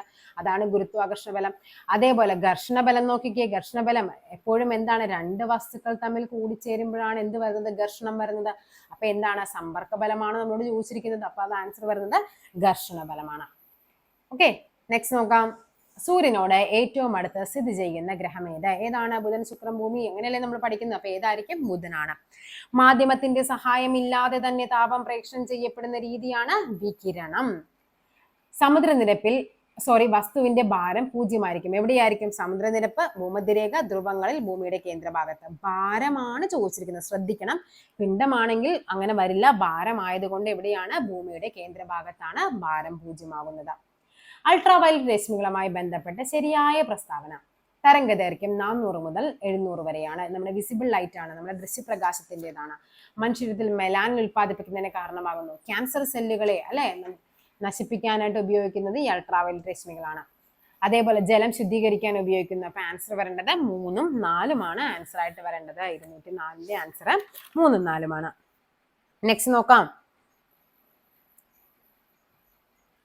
ഫോക്കസ് ദൂരം 20 സെന്റിമീറ്റർ ഉള്ള കോൺവെക്സ് ലെൻസിന്റെ വക്രധാരം. ലെൻസിന്റെ വക്രധാരമാണ് ചോദിച്ചിരിക്കുന്നത്. നമ്മൾ പറഞ്ഞു R=2 ഓഫ് ആണ്. അപ്പൊ എന്ത് വരും? 2 × 20 വരും. ആൻസർ വരുന്നത് 40 ആണ്. ഓക്കെ, അപ്പൊ ആൻസർ വേണ്ടത് ഓപ്ഷൻ എ ആണ്. 10 കിലോഗ്രാം മാസുള്ള ഒരു വസ്തു 5 മീറ്റർ പെർ സെക്കൻഡ് വേഗത്തിൽ സഞ്ചരിക്കുന്നുവെങ്കിൽ വസ്തുവിന്റെ ആക്കം എത്ര? ആക്കം എന്ന് പറയുന്ന P എന്താണ്? mv, മാസ് ഇൻറ്റു വെലോസിറ്റി ആണ്. 10 × 5 എത്രയാണ്? 50. Okay, 50 kilogram per metre second ആണ്. കിലോഗ്രാം മീറ്റർ പെർ സെക്കൻഡ് ആണ്. ആൻസർ വരേണ്ടത് ഓപ്ഷൻ ഡി ആണ്. ശ്രീഹരിക്കോട്ടയിൽ നിന്നും SLV-D2 ഇതൊന്ന് പഠിച്ചു വെക്കണേ. SLV-D2 വിക്ഷേപിച്ച് ഭ്രമണപഥത്തിൽ എത്തിച്ച ഉപഗ്രഹങ്ങളിൽ മലയാളികൾ ഉൾപ്പെടെയുള്ള വിദ്യാർത്ഥികൾ തയ്യാറാക്കിയ ഉപഗ്രഹമാണ് ആസാദി-സാറ്റ് 2 എന്ന് പറയുന്നത്. എന്താണ്? ആസാദി-സാറ്റ് 2. W ഏത് മൂലകത്തിന്റെ പ്രതീകമാണ്? W എന്ന് കാണുമ്പോഴേക്കും നമുക്ക് എന്താണ്? വനേഡിയത്തിലേക്ക് ഒരു ടെൻഡൻസി ഉണ്ട്. അത് വനേഡിയം അല്ല, അത് ഏതാണ്? ടങ്സ്റ്റൺ ആണ്. വനേഡിയം എന്താണ്? V ആണ്. മെർക്കുറി ആണെങ്കിൽ എന്താണ്? Hg ആണ് മെർക്കുറി. ടിൻ ആണെങ്കിലോ? ടിൻ ആണെങ്കിൽ അത് Sn ആണ്, സ്റ്റാനം. അതായത് ഈ W എന്ന് പറയുന്നത് വുൾഫ്രം എന്ന വേർഡിൽ നിന്നാണ് ടങ്സ്റ്റന് W എന്ന് പ്രതീകം വന്നത്. അതേപോലെ ടിൻ ആണെങ്കിൽ എന്താണ്? സ്റ്റാനം ആണ്, സ്റ്റാനം. പിന്നെ നമുക്ക് എപ്പോഴും തെറ്റുന്ന ഒരു കാര്യമാണ് പൊട്ടാസ്യം. P അല്ല, പൊട്ടാസ്യത്തിന്റെ എന്താണ്? കാലിയം എന്ന വാക്കിൽ നിന്നാണ്. പിന്നെ നമുക്കറിയാവുന്നതാണ് സോഡിയം, Na ആണ്. സോഡിയം എന്ന് പറയുന്നത് നാട്രിയം എന്ന വേർഡിൽ നിന്നാണ് സോഡിയത്തിന് Na എന്ന പ്രതീകം ലഭിച്ചത്. അതേപോലെ വനേഡിയം പറഞ്ഞു. പിന്നെന്താണ്? Ag, അർജന്റം. എന്താണ്? സിൽവർ. നമ്മുടെ വെള്ളിക്ക് കൊടുക്കുന്നത് Ag എന്നാണ്. ചുവടെ നൽകിയിരിക്കുന്നവയിൽ കപട സംക്രമണ മൂലകങ്ങൾ ഞാൻ നേരത്തെ പറഞ്ഞതാണ്, കുറെ തവണ പറഞ്ഞതാണ്. എന്തൊക്കെയാണ്? സിങ്ക്, കാഡ്മിയം, മെർക്കുറി എന്നിവയാണ് കപട സംക്രമണ മൂലകങ്ങൾ. റീസൺ എന്താണ്? 3 മുതൽ 12 വരെയുള്ള മൂലകങ്ങളെയാണ് നമ്മൾ സംക്രമണ മൂലകങ്ങൾ എന്ന് പറയുന്നത്. അവയുടെ പ്രോപ്പർട്ടീസ് എല്ലാം ഒന്നും ഈ 3 കാണിക്കില്ല. അതുകൊണ്ടാണ് അവയെ സ്യൂഡോ ട്രാൻസിഷൻ എലമെന്റ്സ് അഥവാ കപട സംക്രമണ മൂലകങ്ങൾ എന്ന് പറയുന്നത്. ന്യൂക്ലിയർ റിയാക്ടറുകൾ ഉപയോഗിക്കുന്ന ഇന്ധനം. ന്യൂക്ലിയർ റിയാക്ടറുകൾ ഉപയോഗിക്കുന്ന ഏതാണ്? പ്ലൂട്ടോണിയം ആണ്. ആറ്റോമിക സംഖ്യ 11 മൂലകത്തിന്റെ L ഷെല്ലിൽ എത്ര ഇലക്ട്രോണുകൾ ഉണ്ട്? നമുക്കറിയാം K, L, M, N ഇങ്ങനെയാണ് നമ്മൾ വർഗീകരിക്കുന്നത്. Kയിൽ നമ്മൾ 2 എണ്ണം നിറച്ചു, Lൽ നമ്മൾ 8 എണ്ണം നിറച്ചു, Mൽ ബാക്കി എത്രയുണ്ട്? 1 ഉണ്ട്. അപ്പൊ ഇവിടെ ഏതാണ്? Lലല്ലേ ചോദിച്ചിരിക്കുന്നത്. Lൽ എത്രയാണ്? 8 ആണ് ഇലക്ട്രോണുകളുടെ എണ്ണം എന്ന് പറയുന്നത്. നെക്സ്റ്റ് ക്വസ്റ്റ്യൻ നോക്കാം. എന്താണ് പറഞ്ഞിരിക്കുന്നത്? ഒരു വസ്തുവിന്റെ ചലനത്തിൽ ഘർഷണ ബലം ചെയ്യുന്ന പ്രവൃത്തി താഴെ സൂചിപ്പിക്കുന്നതിൽ ഏതാണ്? ഞാനിപ്പോൾ നേരത്തെ പറഞ്ഞു തന്നാണ് നെഗറ്റീവ് പ്രവൃത്തിയും പോസിറ്റീവ് പ്രവൃത്തിയും എന്താണെന്നുള്ളത്. അതായത് നമ്മളൊരു വസ്തു അല്ലേ എന്താണ് ചെയ്യുന്നത്? ഘർഷണബലമാണ് ചോദിക്കുന്നത്. ഇപ്പം നമ്മൾ നടന്നു പോകുമ്പോൾ നമുക്കറിയാം നമ്മുടെ കാലിലെ ചെരുപ്പും എന്താണ് ഭൂമിയുമായിട്ടൊരു ഘർഷണബലമുണ്ട്. അത് ഇങ്ങോട്ട് വലിക്കും. നമ്മൾ എന്ത് ചെയ്യുന്നുണ്ട് അല്ലെ? ഓപ്പോസിറ്റ് ഡയറക്ഷനിൽ നമ്മൾ കാല് പൊക്കുന്നത് അല്ലെ? അപ്പൊ അതെന്തായിരിക്കും? അത് നെഗറ്റീവ് പ്രവൃത്തിയായിരിക്കും. ഭൂമിയിൽ നിന്നും ഒരു വസ്തുവിന് നൽകേണ്ട പാലായന പ്രവേഗം താഴെ സൂചിപ്പിക്കുന്നതിൽ എന്തുമായിട്ട് ബന്ധപ്പെട്ടിരിക്കുന്നു? പാലായന പ്രവേഗമാണ് ചോദിച്ചിരിക്കുന്നത്. ഓക്കെ, ഈ പാലായന പ്രവേഗം എന്ന് പറയുന്നത് ശരിക്കും എന്താണ്? നമ്മുടെ ഭൂമിയുടെ മാസും അതേപോലെ തന്നെ ഭൂമിയുടെ ആരവുമായിട്ട് ബന്ധപ്പെട്ടിരിക്കുന്നതാണ് എസ്കേപ്പ് വെലോസിറ്റി എന്ന് പറയുന്നത്. അതായത് ഇതാണ് അതിന്റെ ശരിക്കും അതിന്റെ ഇക്വേഷൻ, നമുക്കൊന്നും അറിയേണ്ട കാര്യമില്ല. G(m)/r എന്ന് പറയുന്നത്, ഈ G എന്ന് പറയുന്നത് നമ്മൾ നേരത്തെ പറഞ്ഞ ഗ്രാവിറ്റേഷൻ കോൺസ്റ്റന്റ് ആണ്. M എന്ന് പറയുന്നത് ഏതാണോ ബോഡി അതിന്റെ മാസ്. R എന്ന് പറയുന്നത് എന്താണ്? Distance from the centre of the mass, അതായത് ആരം. അപ്പൊ എന്തൊക്കെയാണ്? ഭൂമിയുടെ മാസിനെയും ഭൂമിയുടെ ആരത്തെയും മാത്രമാണ് ഡിപ്പെൻഡ് ചെയ്യുന്നത്. ആ വസ്തുവിന്റെ മാസിനൊന്നും അത് ഡിപ്പെൻഡ് ചെയ്യേണ്ട ആവശ്യമില്ല. ഇനി നെക്സ്റ്റ് നമുക്കറിയാം 11.2 km/s ആണ് ഭൂമിയുടെ പാലായന പ്രവേഗം എന്ന് പറയുന്നത്. എന്താണ് പാലായന പ്രവേഗം എന്ന് പറഞ്ഞാൽ, അതായത് ഇപ്പൊ ഒരു ഭൂമി എന്താണ്, അതിന്റെ ആ ഒരു ഗ്രഹത്തിൽ നിന്ന് ഉപഗ്രഹത്തിൽ എന്തോ ആയിക്കോട്ടെ, അതിന്റെ ആ ഒരു ഗുരുത്വാകർഷണ ബലത്തിൽ നിന്ന് എന്ത് ചെയ്യണം? പുറത്ത് കടക്കണം. അതായത് ഇപ്പൊ ഭൂമിക്ക് നമുക്കറിയാം ഗുരുത്വാകർഷണ ബലം ഇത്രയും ഉണ്ടെന്ന് വെക്കും, ഇത്രയും വരെ അവർ പിടിച്ചു വെക്കുന്നുണ്ട്. അപ്പൊ ഇവിടെ നിന്ന് എന്ത് ചെയ്യുന്നുണ്ട്? 11 സെക്കൻഡില് 11 കിലോമീറ്റർ സ്പീഡിൽ നമ്മളൊരു കല്ല് എറിഞ്ഞു കഴിഞ്ഞാൽ അത് എന്ത് സംഭവിക്കും? അത് ഭൂമിയുടെ ഗുരുത്വാകർഷണ ബലത്തെ ഭേദിച്ച് പുറത്തേക്ക് പോകും. അപ്പൊ അതാണ് ആ പോയിന്റ് എന്ന് പറയുന്നത് കേട്ടോ. 11.2 km/s ആണ്. അപ്പൊ നമുക്ക് അറിയേണ്ടത് ആൻസർ ഇതാണ്. 2ഉം 4ഉമാണ് ആൻസർ ആയിട്ട് വരേണ്ടത്. നെക്സ്റ്റ് നോക്കാം. നിത്യേന അസിഡിക സ്വഭാവമുള്ളതും ആൽക്കലി സ്വഭാവമുള്ളതുമായ ഭക്ഷണ പദാർത്ഥങ്ങൾ നാം കഴിക്കാറുണ്ടെങ്കിലും എന്താണ്? രക്തത്തിന്റെ pH സ്ഥിരമായി നിൽക്കാൻ ഒരു കാരണമുണ്ട്. എന്താണ്? അതായത് രക്തം എന്ന് പറയുന്ന ഒരു ബഫർ സൊല്യൂഷൻ ആണ്. എന്താണ്? രക്തം ഒരു ബഫർ ലായനിയാണ്. അപ്പോളോ സ്പേസ് പ്രോഗ്രാമിൽ ഉപയോഗിച്ച മൂലകത്തിന്റെ ജ്വലനഫലമായി ഉണ്ടാകുന്ന ഊർജം ഭാവിയിലേക്കുള്ള ഇന്ധനമായി കണക്കാക്കപ്പെടുന്നു. ഏതാണ് ആ മൂലകം? നമ്മൾ പണ്ട് എന്താ ചോദിച്ചിരുന്നത്? ഭാവിയിലെ ഇന്ധനം എന്നറിയപ്പെടുന്നത് ഇത് ഏതാണ്? ഹൈഡ്രജൻ ആണ്. അതിനെയാണ് അവർ എന്ത് ചെയ്തത്? ഒന്ന് വിശദീകരിച്ചൊക്കെ ചോദിച്ചിരിക്കുന്നത്. താഴെ കൊടുത്തിരിക്കുന്ന പ്രസ്താവനകൾ വായിച്ച് ഉത്തരം തിരഞ്ഞെടുക്കുക. കോൺവെക്സ് ദർപ്പണം രൂപീകരിക്കുന്നത് എപ്പോഴും മിഥ്യാപ്രതിബിംബമായിരിക്കും. ഓക്കെ, അതേപോലെ തന്നെ ഒരു കോൺവെക്സ് ദർപ്പണം രൂപീകരിക്കുന്നത് എപ്പോഴും വസ്തുവിനേക്കാൾ ചെറിയ പ്രതിബിംബമായിരിക്കും. കോൺവെക്സ് ആണ് പറയുന്നത്. കോൺവെക്സ് ദർപ്പണം, കോൺവെക്സ് എന്ന് പറയുമ്പോൾ നമുക്കറിയാം ഇതാണ് എന്ത്? കേവ് അല്ലെ, ഗുഹ. അപ്പൊ എന്താണ് കോൺവെക്സ് എന്ന് പറയുമ്പോൾ ഇങ്ങനെയാണ് വരുന്നത്. ഓക്കെ, അതെപ്പോഴും എന്താണ്? ചെറിയ. 2 പ്രസ്താവനകളും ഇവിടെ ശരിയാണ്. ഒരു മാന്തി യന്ത്രത്തിന്റെ പ്രവർത്തനത്തിൽ പ്രധാനമായി ഉപയോഗപ്പെടുത്തിയിരിക്കുന്ന ശാസ്ത്രതത്വം ഞാൻ നേരത്തെ പറഞ്ഞതാണ്. എന്താണ്? പാസ്കൽ നിയമം. മണ്ണുമാന്തി യന്ത്രം എന്താണ്? പാസ്കൽ നിയമം. അതേപോലെ hydraulic Jack, hydraulic lift, hydraulic tank, പിന്നെ അതേപോലെ ഫ്ലഷ് ടാങ്ക് എല്ലാം എന്താണ്? പാസ്കൽ നിയമമാണ്. 2 വസ്തുക്കൾ തമ്മിലുള്ള ദൂരം പകുതിയാക്കിയാൽ അവ തമ്മിലുള്ള ഗുരുത്വാകർഷണ ബലം കണ്ടുപിടിക്കാനുള്ള ഇക്വേഷൻ ഞാൻ നേരത്തെ കാണിച്ചു തന്നതാണ്. എന്താണ്? F=G(m1m2) /d² എന്നുള്ളതാണ്. ഡി എന്ന് പറയുന്നത് ഡിസ്റ്റൻസ് ആണ്. അതായത് ഇത് M, ഇത് M2, ഇത് M1, ഇത് M2 ആണ്. ഇത് നമ്മുടെ ഡിസ്റ്റൻസ് D ആണെങ്കിൽ നമ്മൾ എന്താക്കി പറഞ്ഞു? വസ്തുക്കൾ തമ്മിലുള്ള ദൂരം പകുതിയാക്കി. ദൂരം കുറച്ച് കഴിയുമ്പോൾ സ്വാഭാവികമായിട്ട് നമുക്ക് ഊഹിക്കാം അതെന്തായിരിക്കും? അത് കൂടുകയാണ്. അത് എത്രയെന്നാ ചോദിച്ചിരിക്കുന്നത്? ദൂരം പകുതിയാക്കി എന്ന് പറയുമ്പോൾ ഇവിടെ എന്തായി? D/2² ആയി. അപ്പൊ ഇക്വേഷൻ എങ്ങനെ വന്നു? F=G(m1m2) d²/4 എന്നാണ്. 2 സംഖ്യകളെ എന്താണ്? രണ്ടാമത്തെ സംഖ്യ എന്താണ്? ഭിന്നസംഖ്യയാണെങ്കിൽ നമ്മൾ എന്താ ചെയ്യേണ്ടത്? തിരിച്ചിട്ട് ഗുണിച്ചാൽ മതി. അപ്പൊ F=G(m1m2) × 4/d² എന്ന് വരും. ഇതല്ലേ നമ്മുടെ ആ ഫോഴ്സ് എന്ന് പറയുന്നത്. അത് എത്രയായിട്ട് മാറി? 4 മടങ്ങായിട്ട് മാറി. മനുഷ്യനെ സ്പേസിൽ എത്തിക്കുന്നതിനുള്ള ISRO പദ്ധതിയുടെ പേര്, മനുഷ്യനെ സ്പേസിൽ എത്തിക്കാനുള്ള പദ്ധതി എന്തായിരുന്നു? അത് ഗഗൻയാനാണ്. ഗഗൻയാൻ. ഗുരുത്വ തരംഗങ്ങളുടെ അസ്തിത്വത്തെക്കുറിച്ച് ആദ്യമായി പ്രവചിച്ച ശാസ്ത്രജ്ഞൻ ആരാണ്? ആദ്യമായിട്ട് ഗുരുത്വ തരംഗങ്ങളെ പറ്റി പറഞ്ഞത് ആൽബർട്ട് ഐൻസ്റ്റീൻ ആണ്. ലിഥിയം 37 ആറ്റത്തിലെ മൗലിക കണങ്ങളുടെ എണ്ണം നമുക്ക് ഓരോന്നിന്റെയും കണ്ടുപിടിക്കണം. അതായത് നമുക്കറിയാം ഇവിടെ Z എന്ന് പറയുന്നത് എന്താണ്? ആറ്റോമിക മാസ് ആണ്. ആറ്റോമിക് മാസ് ആണ് Z എന്ന് റെപ്രസെന്റ് ചെയ്യുന്നത്. ഈ ആറ്റോമിക മാസ് അല്ല, ആറ്റോമിക് നമ്പർ ആണ് Z എന്ന് പറയുന്നത്. ഓക്കെ, അപ്പൊ എന്താണ്? ആറ്റോമിക് നമ്പർ Z ആണെങ്കിൽ അത് എന്താണ്? ഒന്നുകിൽ പ്രോട്ടോണുകളുടെ എണ്ണം അല്ലെങ്കിൽ ഇലക്ട്രോണുകളുടെ എണ്ണത്തെയാണ് നമ്മൾ എന്ത് പറയുന്നത്? ആറ്റോമിക് നമ്പർ എന്ന് പറയുന്നത്. ഓക്കെ, അപ്പൊ ആറ്റോമിക് നമ്പർ ഇവിടെ നമുക്കറിയാം താഴെയാണ് ആറ്റോമിക് നമ്പർ കൊടുക്കുന്നത്. അപ്പൊ നമുക്ക് മനസ്സിലായത് എന്താണ്? പ്രോട്ടോണുകളുടെ അല്ലെങ്കിൽ ഇലക്ട്രോണുകളുടെ എണ്ണം. അതായത് പ്രോട്ടോണും 3 ആയിരിക്കണം, ഇലക്ട്രോണും 3 ആയിരിക്കണം. നേരെ നോക്കാം. പ്രോട്ടോൺ 3, ഇലക്ട്രോൺ 3 ഉള്ളത് 2 എണ്ണം ഉണ്ട്. അപ്പൊ ഇനി അതിലേതാന്ന് നോക്കിയാൽ മതി. ഇനി എന്താണ് നമുക്ക് കണ്ടുപിടിക്കുന്നത്? ന്യൂട്രോണിന്റെ എണ്ണം എന്ന് പറയുന്നത് എന്താണ്? ആറ്റോമിക് മാസ് നമ്പർ A ആണ് റെപ്രസെന്റ് ചെയ്യുന്നത്.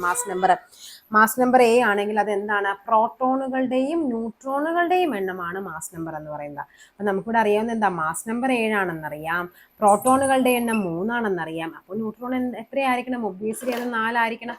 അപ്പൊ ന്യൂട്രോണിന്റെ എണ്ണം കിട്ടി, 4 ആണെന്ന് കിട്ടി. അപ്പൊ ആൻസർ എന്ത് വരും?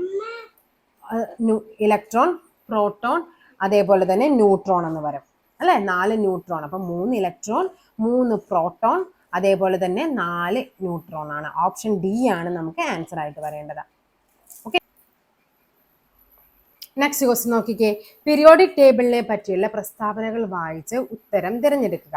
എന്താണ്? ഒരു ഗ്രൂപ്പിൽ താഴേക്ക് വരുംതോറും ആറ്റത്തിന്റെ വലിപ്പം കൂടിക്കൂടി വരുന്നു. പീരീഡിൽ ഇടത്തു നിന്ന് വലത്തോട്ട് പോകും തോറും ലോഹ സ്വഭാവം കൂടുന്നു. അപ്പൊ ഇവിടെ എന്താണ് വരേണ്ടത് നോക്കിക്കേ.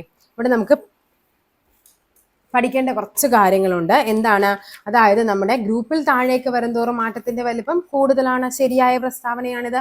അതേപോലെ തന്നെ പീരീഡിൽ ഇടത്തു നിന്ന് വലത്തോട്ട് പോകുന്തോറും ലോഹ സ്വഭാവം കൂടുകയല്ല, അതെന്ത് ചെയ്യുന്നുണ്ട്? കുറയുന്നു. അപ്പൊ നമുക്ക് ജസ്റ്റ് ഒന്ന് നോക്കാം. എന്താണ്? വലിപ്പം അല്ലെ, ആറ്റത്തിന്റെ വലിപ്പം എന്ന് പറയുന്നത് ഗ്രൂപ്പിൽ താഴോട്ട് വരുംതോറും ഇതെന്താണ്? ഇടത്തു നിന്ന് വലത്തോട്ട് പോകുന്തോറും എന്ത് പറ്റുമെന്ന് നോക്കാം. ഇവിടെ എന്താണ്? വലിപ്പം എന്ത് സംഭവിക്കുന്നുണ്ട്? കൂടുന്നു. ഓക്കെ, ഇവിടെ എന്താണ്? കുറയുന്നു. അതായത് ഇങ്ങനെയാണ് വരേണ്ടത്. ഇങ്ങനെയാണ്. അതായത് വലിപ്പം കൂടി വരണം. അടുത്ത എന്താണ്? ലോഹ സ്വഭാവം. ഇവിടെ എന്താണ്? കൂടുന്നു. അതേപോലെ പീരീഡിലാണെങ്കിൽ ഇടത്തു നിന്ന് വലത്തോട്ട് പോകും തോറും അത് കുറയുന്നു. ഇനി നെക്സ്റ്റ് എന്താണ്? ലോഹ സ്വഭാവം കഴിഞ്ഞാൽ അലോഹ സ്വഭാവം ആണെങ്കിൽ നേരെ ഇതിന്റെ ഓപ്പോസിറ്റ് ആയിരിക്കും. ലോഹ സ്വഭാവം കൂടുവാണെങ്കിൽ അലോഹ സ്വഭാവം എന്തായിരിക്കും? അത് കുറയുകയായിരിക്കും. പിന്നെയുള്ളത് ഇലക്ട്രോൺ നെഗറ്റിവിറ്റി ആണ്. ഇലക്ട്രോൺ നെഗറ്റിവിറ്റി എന്ത് ചെയ്യുന്നുണ്ട്? ഇവിടെ കുറയുന്നു. അതേപോലെ ഇവിടെ എന്താണ്? കൂടുന്നു. ജസ്റ്റ് ഒന്ന് അറിഞ്ഞു വെക്കുക. അലൂമിനിയത്തിന്റെ അയിര് ഏതാണ്? Bauxite. Indian institute of science സ്ഥിതി ചെയ്യുന്ന നഗരം. ഇന്ത്യൻ ഇൻസ്റ്റിറ്റ്യൂട്ട് ഓഫ് സയൻസ് എവിടെയാണ്? ബാംഗ്ലൂർ. ഒരു അക്വേറിയത്തിന്റെ ചുവട്ടിൽ നിന്ന് ഉയരുന്ന വായു കുമിള മുകളിലേക്ക് വരും തോറും എന്ത് സംഭവിക്കുന്നു? എന്താണ്? മുകളിലേക്ക് വരും തോറും മർദ്ദം കുറഞ്ഞു വരുമ്പോഴേക്കും സ്വാഭാവികമായിട്ടും എന്താണ്? വലിപ്പം കൂടി വരും. ഓപ്ഷൻ എ ആണ് ആൻസർ. അതായത് V inversely proportional to P. അതായത് എന്താണ്? P 1/p. അതായത് പി മർദ്ദം, പ്രഷറും വോളിയം എന്താണ്? Inversely proportional. ഒന്ന് കൂടുമ്പോൾ മറ്റേത് എന്ത് ചെയ്യുന്നുണ്ട്? കുറയുന്നുണ്ട്. മാധ്യമത്തിന്റെ സഹായമില്ലാതെ താപം പ്രേഷണം ചെയ്യപ്പെടുന്ന രീതിയാണ് എന്ത്? വികിരണം. 2 സമതല ദർപ്പണങ്ങളുടെ ജോഡി അരികുകൾ ചുവടെ കൊടുത്തിരിക്കുന്ന ഏത് കോണളവിൽ ക്രമീകരിക്കുമ്പോഴാണ് ഏറ്റവും കൂടുതൽ പ്രതിബിംബം കിട്ടുന്നത്? അതിനൊരു ഇക്വേഷൻ ഉണ്ട്. n = 360 ഡിവൈഡഡ് ബൈ θ-1 എന്നാണ്. അതായത് 360 എന്താണ്? ഡിനോമിനേറ്ററിൽ ഏറ്റവും ചെറിയ നമ്പർ വരുമ്പോഴല്ലേ ആൻസർ വലുതിലേക്ക് വരുന്നത്. അപ്പൊ 30 -1 വരും, കട്ടായി പോകും. ആൻസർ എത്ര വരും? 12 - 1 11 പ്രതിബിംബം കിട്ടും. അതായത് 2 ദർപ്പണങ്ങൾ എന്ത് ചെയ്യുന്നുണ്ട്? നമ്മളിങ്ങനെ 30 ഡിഗ്രി കോണളവിലാണ് വെക്കുന്നതെങ്കിൽ നമുക്ക് 11 പ്രതിബിംബം കിട്ടും. ഇനി ഏറ്റവും വലുതുള്ള നമുക്ക് നോക്കാം. 360 ഡിവൈഡ് ബൈ 90 - 1 0 കട്ടായി പോയി 9 36 9 4 36 4 നിന്ന് 1 കുറക്കുമ്പോൾ 3 ആണ്. 3 പ്രതിബിംബമാണ് 90 ഡിഗ്രി പൊസിഷനിൽ വെച്ച് കഴിഞ്ഞാൽ. അപ്പൊ ഏറ്റവും കൂടുതൽ കിട്ടുന്നത് എപ്പോഴാണ്? 30 ഡിഗ്രിയിലാണ്. നേർപ്പിച്ച ഹൈഡ്രോക്ലോറിക് ആസിഡ് സിങ്കുമായി പ്രവർത്തിക്കുമ്പോൾ ഏതാണ്? ഹൈഡ്രജൻ. ദ്രാവകത്തിന്റെ ഒരു വസ്തുവിന്റെ ഭാരനഷ്ടവും അത് ആദേശം ചെയ്യുന്ന ദ്രാവകത്തിന്റെ ഭാരവും തുല്യമാണ്. ഈ പ്രശസ്തമായ തത്വം ആരുടേതാണ്? Archimedes principal. നമ്മൾ പറഞ്ഞതാണല്ലേ, ആർക്കിമിഡീസ്. യുറേക്ക എന്ന് പറഞ്ഞ് അദ്ദേഹം ഇറങ്ങി ഓടിയതും ഒക്കെ. ഐസ് ഉരുകി ജലമാകുമ്പോൾ അതിന്റെ വ്യാപ്തത്തിന് എന്ത് സംഭവിക്കുന്നു? എന്താണ് സംഭവിക്കുന്നത്? ഐസ് ഉരുകി ജലമാകുമ്പോൾ വ്യാപ്തം കുറയുകയാണ് ചെയ്യുന്നത്.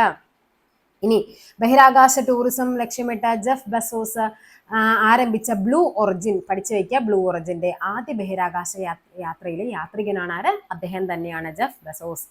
അപ്പോളോ 11 ചാന്ദ്ര ദൗത്യത്തിലെ കമാൻഡ് മൊഡ്യൂളിൽ പൈലറ്റ് ആയിരുന്ന വ്യക്തി 2021 ഏപ്രിൽ 21 അന്തരിച്ചു. അദ്ദേഹത്തിന്റെ പേരെന്ത്? കമാൻഡ് മൊഡ്യൂളിന്റെ പൈലറ്റ് ആയിരുന്ന ആരാണ്?